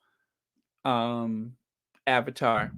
To be fair, Prince Harry, I'm sorry, I keep doing that. To be fair to Prince Harry, if Prince William was my older brother, I would be a bit jealous too. Good looking, smart, confident, charming. He's charming. He's charming, y'all. Prince William is charming. You see where I'm going with this, right? Thank you, Lauren Brown. Prince William is charming. Funny? Funny? He's charming and funny, caring, compassionate. Okay, let me show you why I believe that this is BS. You see that? This is what they have as their, for their profile. Did you notice that? Does that look like a brown hand to you? Does that look like a brown hand? Does that look like a brown hand to you? Independent, Black British, UK, and Royal Conservation. UK and Royal, I'm sorry, conversation? Conservation conversation. Yeah, this has got to be a robot. This has got to be a robot.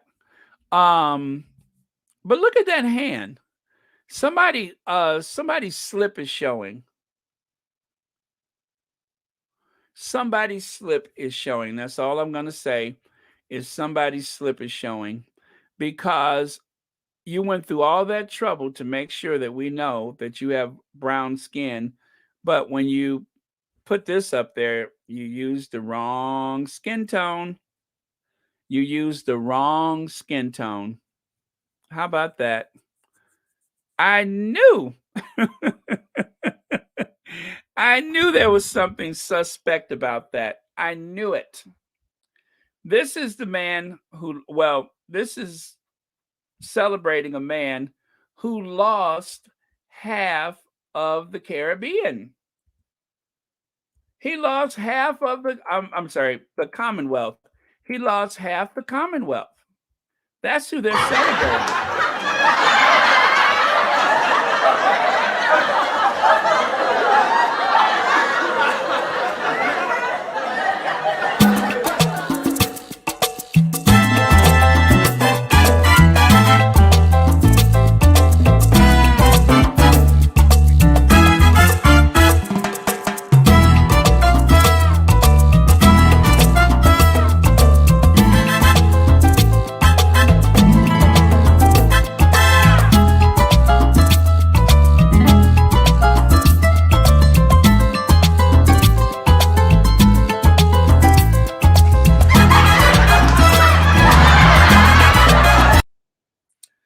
Yes, so I think this person is a robot, or this is some poor middle-aged white woman who seems to be the demographic that does the black fishing.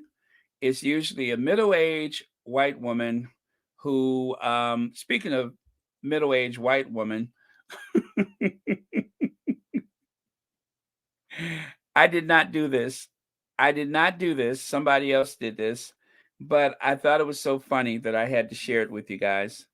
It wasn't me. It was not me. Someone else did this. I thought it was funny, so I'm sharing it with you. I don't even know what it was in reference to, but I guess that wasn't the point. It was funny as hell, and I'm sharing it with you.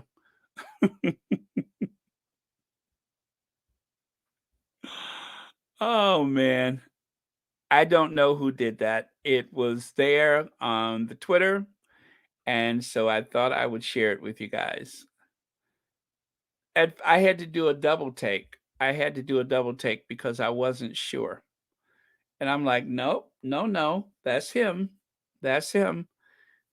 Without the sausage fingers, that's what confuses.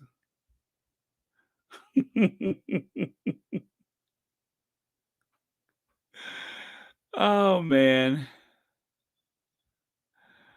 Oh, let me see. Why does his face make so much sense in these photoshops though? I wonder too. I really do. I wonder why that just makes sense. Oh yeah, they do hide their faces and when they do the black fishing. Yeah. I mean, it's not the strongest evidence in the world, but come on. If you didn't care about the color that you used for the skin tone, you might have left it yellow. If you went through so much trouble to make sure that people assumed that you were a person of color, then you would have probably matched the hand with the face. I mean, there's so much going on with that account. Positive race relations, independent, Black British, UK, and then that weird grammar, royal conversation. royal conversation. I guess I don't know. Maybe that makes sense, but yeah, this is someone's grandma trying to be slick. This is someone's grandma. Yeah, I don't. You know, when it comes to younger women, like as we saw during the funeral, well, as a matter of fact, why don't we just revisit Stacey Solomon? Stacey Solomon.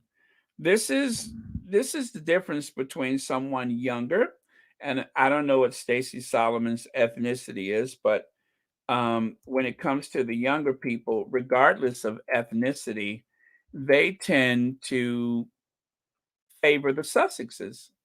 I just don't get it.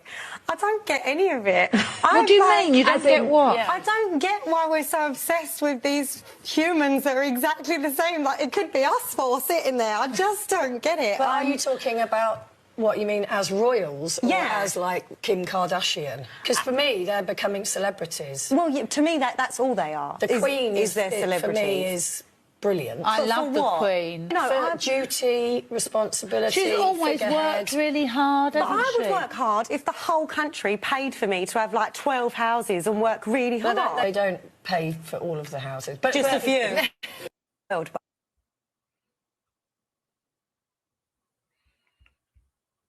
Well, like she said, I just don't get it. I don't get any of it. I'd work hard too if you gave me 12 houses or paid for me to have 12 houses. I'd work hard too.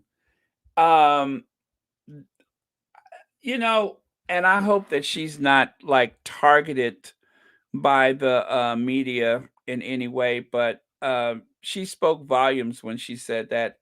I'd work hard too if they gave me like 12 houses, and you know, it just the simplicity of it. I would work hard too. So, and there you have it, folks. That is it for the Royal Sussex for today. Thank you all so much for being here. And good night to Connie Balmer in advance, because I think she probably went to sleep already. And thank you so much for being here, everyone. Let's see. Official Lauren Brown says, also, can we put that pic of Charles III with his little sausage? I have that one, but it just, I don't know, it's something about that that makes me kind of queasy on the stomach when I see it. It looks like some horrible industrial accident, but I've seen that where it looked like a bunch of pre-cooked Broxworth. I mean, uncooked. Let me see. Rochelle Valjoul says, Baron, King Charles III is about to hold his first big royal dinner for South African president. Oh yeah, he would do Commonwealth, like that part of the Commonwealth first. He is writing about the Daily Fail is writing about the jewelry, aka Tiara, Camilla, Kate, and Ford Fiesta will wear, and will the York girls be invited? Oh yeah, would the York girls be invited? Huh. Would they even want to go? That's what I'm wondering, is would they even want to go? I don't know that they're all that keen on any of that royal stuff, but I'm pretty sure that the Countess of Wessex will be there wearing one of those outfits that she loves to wear, which comes from David's Bridal. Yeah, the Countess of Wessex will show up with one of her David Bridal outfits.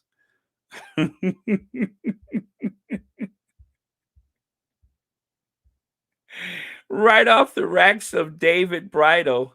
She'll be there. So let me see, where is that outfit? Oh, there it is.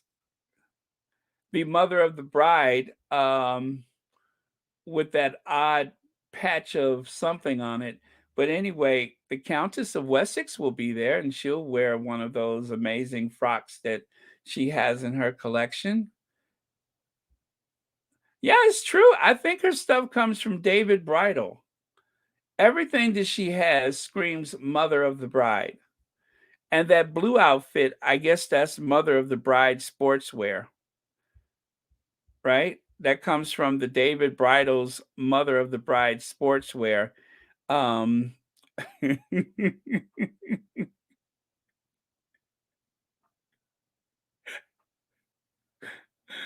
oh man.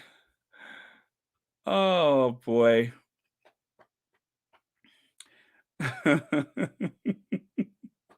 Good night, Elaine Parker. Thank you so much for being here. But yeah, it is from the Mother of the Bride sportswear, their sportswear collection. And then, of course, for evening, especially for the reception or evening wedding or something like that. Um, well, I mean, Joan Commonwealther, I'm trying not to think about it so much. I mean, it is, you know, I didn't even watch the speech. It was on earlier, and I didn't watch the speech because I didn't even want to think about it because it's just a clear indication that things are changing. So when I feel better about it, but sometimes when it's necessary to protect my mental health, I will avoid some topics until I am.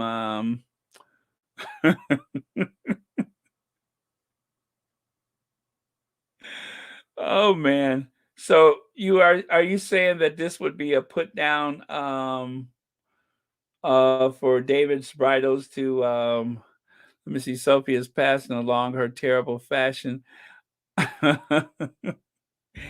Okay, Lydia, I did notice that. I did notice that. I wasn't going to mention it, but since you brought it up, um I just think that they need a bigger budget to work with. Since they don't have a lot of money coming in, and Charles is probably not really funding their family so well. And yeah, yeah, she has. Church Nelly, I don't want to think about it though. I don't want to think about it. She has earned her retirement. She probably has to be at home at this point and everything. And oh well. But she's worked hard and she has been a powerful Speaker of the House. She had some insurmountable odds against her time and time again, and she's earned her retirement. So I'm happy for her. Very happy for her, but it just makes me feel sad. So I don't want to think about it. But yeah, it is a seminal moment, as they say. And I don't even know what seminal means, but it's a seminal moment for the Democrat Party. And maybe I'll look up that word later.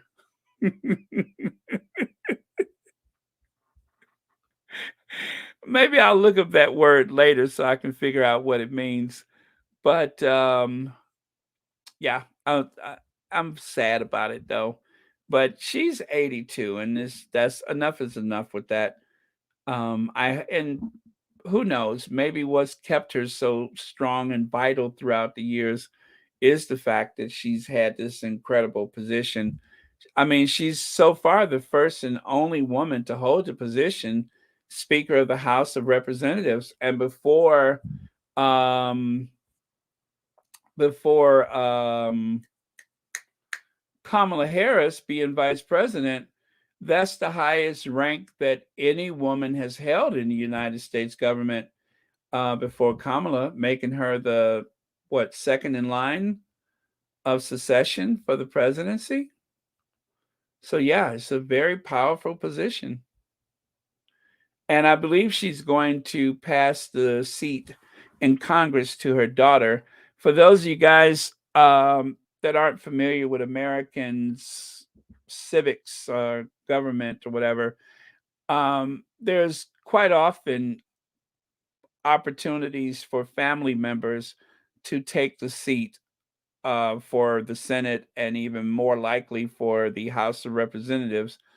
If a person dies in office or a person retires, then they will recommend that their child or husband's wife or whomever take that position. And so they said that the likely person to take the seat for Nancy Pelosi will be her daughter. So, of course, she won't come in with any rank. She'll be, a freshman congressperson, but yeah, so her daughter will likely get elected to that seat. There was a congressman from Illinois years ago, Congressman Collins, who died in a plane crash, and his wife, Cardis Collins, ran for his congressional district and won. And then she was in Congress for years. So that is, what's that, Cheryl?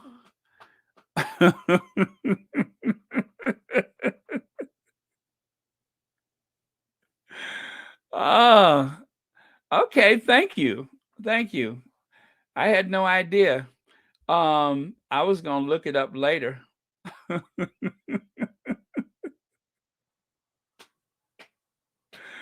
Oh, man.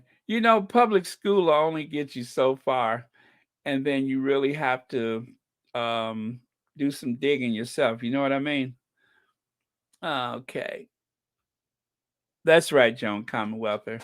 It's not a sad moment. It should be room for celebration because Nancy Pelosi has demonstrated to all womankind and mankind and to,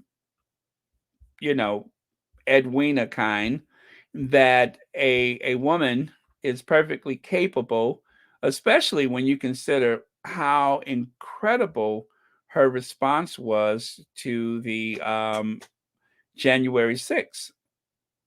That was absolutely flawless the way she executed her position without any fear or hesitation.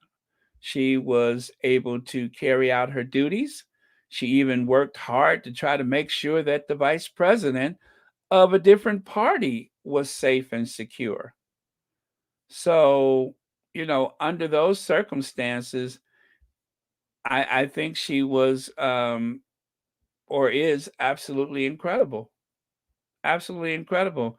So I think if Edwina ever finds they self in a similar position, that them, they, he, she, her, him would probably benefit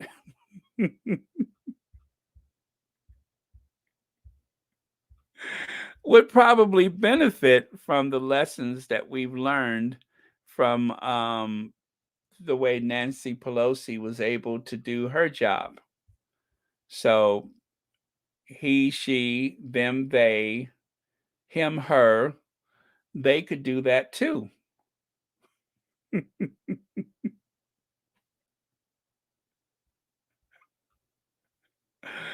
If called upon. So anyway, you guys, I'm getting a little punchy, so I better get off of here while we still have a channel, right? Okay. Thank you so much, you guys, and thank you for all your comments. That is part of what makes Royal Sussex possible. Also, thank you all for your very generous contributions on and off the air. That is also very important. And it also helps to make this possible. I am deeply, deeply grateful to all.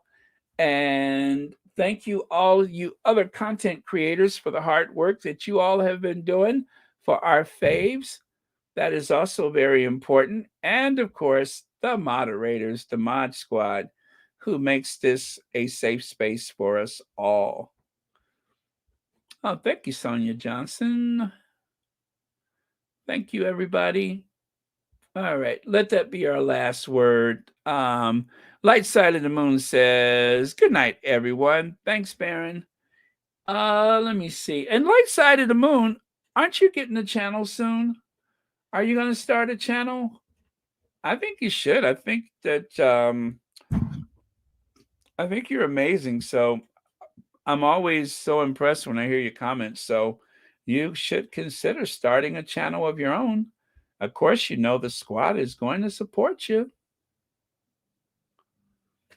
Thank you, official Lauren Brown. Thank you so much for being here. Thank you for working so hard for the Sussexes. Thank you, Cookies and Cream. Always great comments. Okay. I think we're good. All right. Love to our faves. Our deepest respect and thanks to our Queen of Hearts. And of course, the Queen of Everything. And we've had our last word.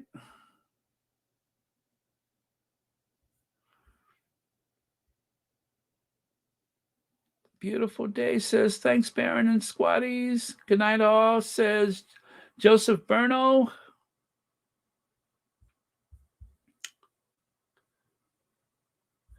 All right, then let's call it. Let's do the Ginger Venge, and I will see you guys tomorrow. And tomorrow is the 18th, so Anne is going to have her call-in day. That's always amazing. And let me see. Oh, looks like Sharian was on a while ago. Harry and Meghan honors veterans. Okay. So Sharian Charday was on earlier. Duchess of Impact 8 hours ago.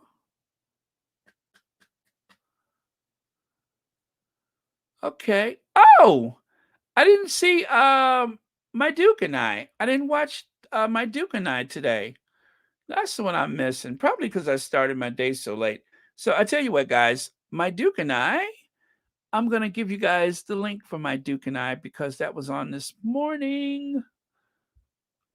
And I didn't watch it myself, so that's your homework. My Duke and I. That is your homework.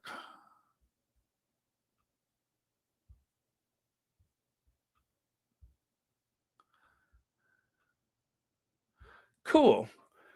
And let me see.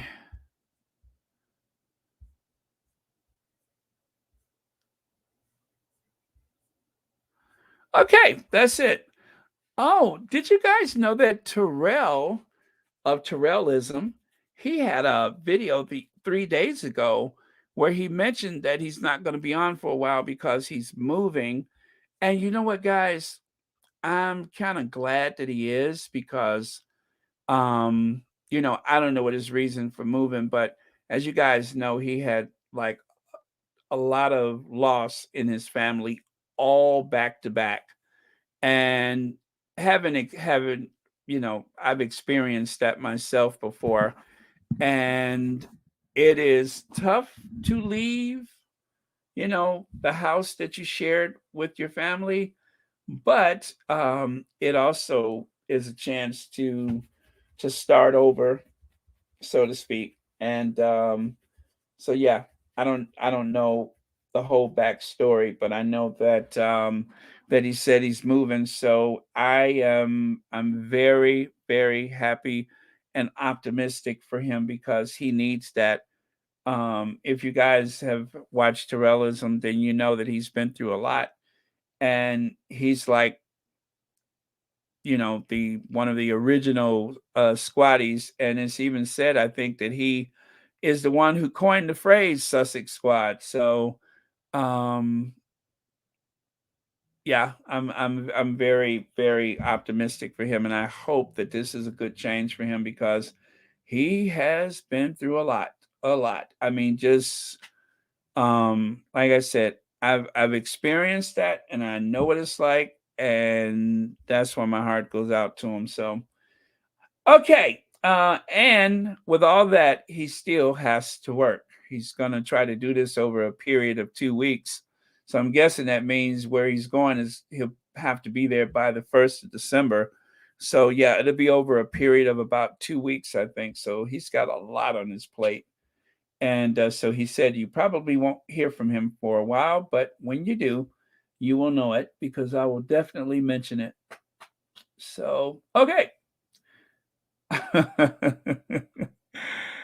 Oh, did I say peg? I meant pin to the top of the chats. What? Hi, Mary Hiker. Let's say Hiker says, I'm way late. Laugh out loud. Hey, Baron. Hey, Squaddies. I'll watch from the beginning. Please do. We had an interesting day. But yes, please do. Thank you so much, and thank you for saying hello. All right, then I'm gonna go back to binge watching, you guys, because I was having fun with the binge watching. God, I hope I don't stay up so late today. But isn't it nice? I'm actually using some of these streams that I'm paying for. Everybody in the family, and when I say family, I mean my friends that are family. Everybody uses it but me. So I'm gonna watch something. Yes, yes, yes, sir. What do you mean? Trenchtown wants to stream 345 million videos. Yeah, what do you mean? How do you mean? Oh man. Okay. That's cool. Archetypes. So you started from the beginning and just went straight through again, or did you just do like all of them for the first time? I'm going to assume that this is your second go round with the archetypes. And you know what? That's probably a good idea. I may do that one day, like when I need to purge some of the unnecessary stuff from my house. I did such a good job throwing stuff out, and then I just stopped. So I need to continue to do that. Like on my desk, I have a broken ruler made of an inferior polymer, and I glued it together, and then I broke it again, but I did buy another one. So why do I still have this other ruler? Yes, I scratched my back with it. Yes, sometimes I used a little broken frayed edge to clean under my nails. But why would I need this broken ruler? So you know what? I'm going to throw it away. And when I find the other half, I will throw it away too. And that will be my purge for the day. Yes, sir. How you mean? All right, guys. Cue Ginger Venge, and I will see y'all tomorrow. Go, Ginge.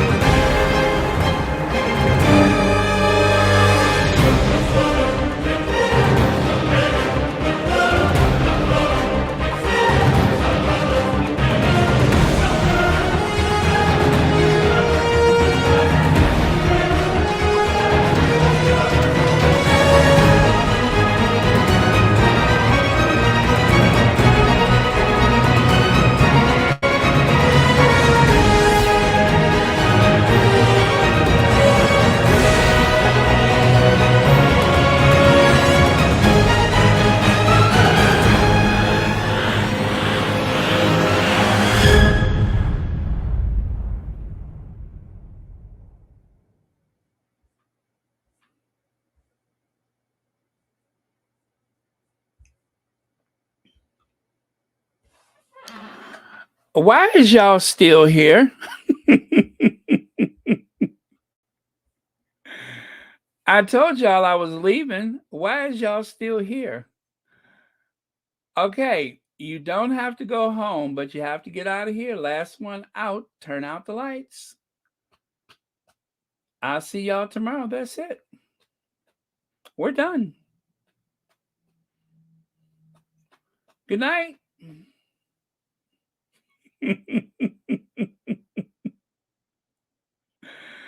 Oh man. Well, in my case, I don't feel like getting up. But I'm about to get up out this chair. The thing is, I know I need to do some stuff around the house here, and I don't feel like doing it. So, but no, I need to. So I am gonna go, and I am gonna bid you all a fond farewell and good night. And I heard him exclaim as he drove out of sight, "I'm done for today, and to all a good night."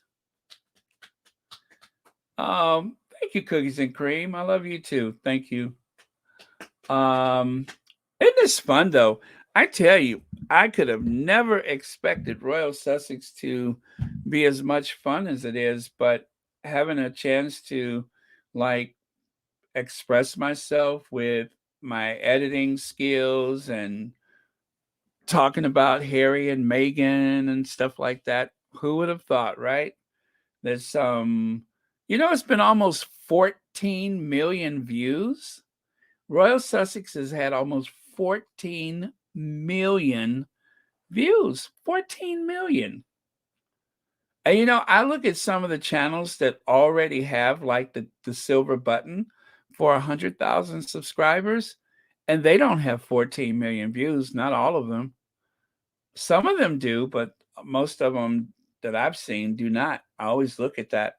They don't have 14 million views. How come they don't have like a silver button for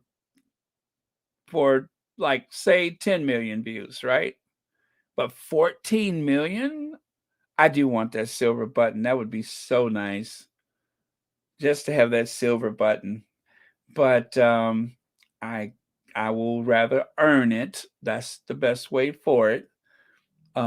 Rather than to catch somebody looking the other way and just taking it. Although I'm not above that. I am not above that. I just haven't had the opportunity yet. But I was finished, but I just don't feel like getting out the chair. Oh man, but I guess I will. I should. Oh God, I'm tired.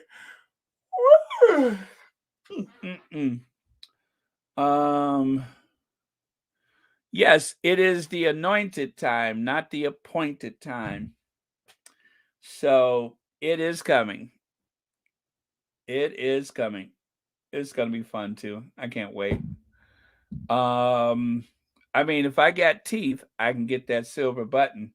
I didn't think I would ever have teeth, but I got teeth. So if I can get some teeth, I can get that silver button.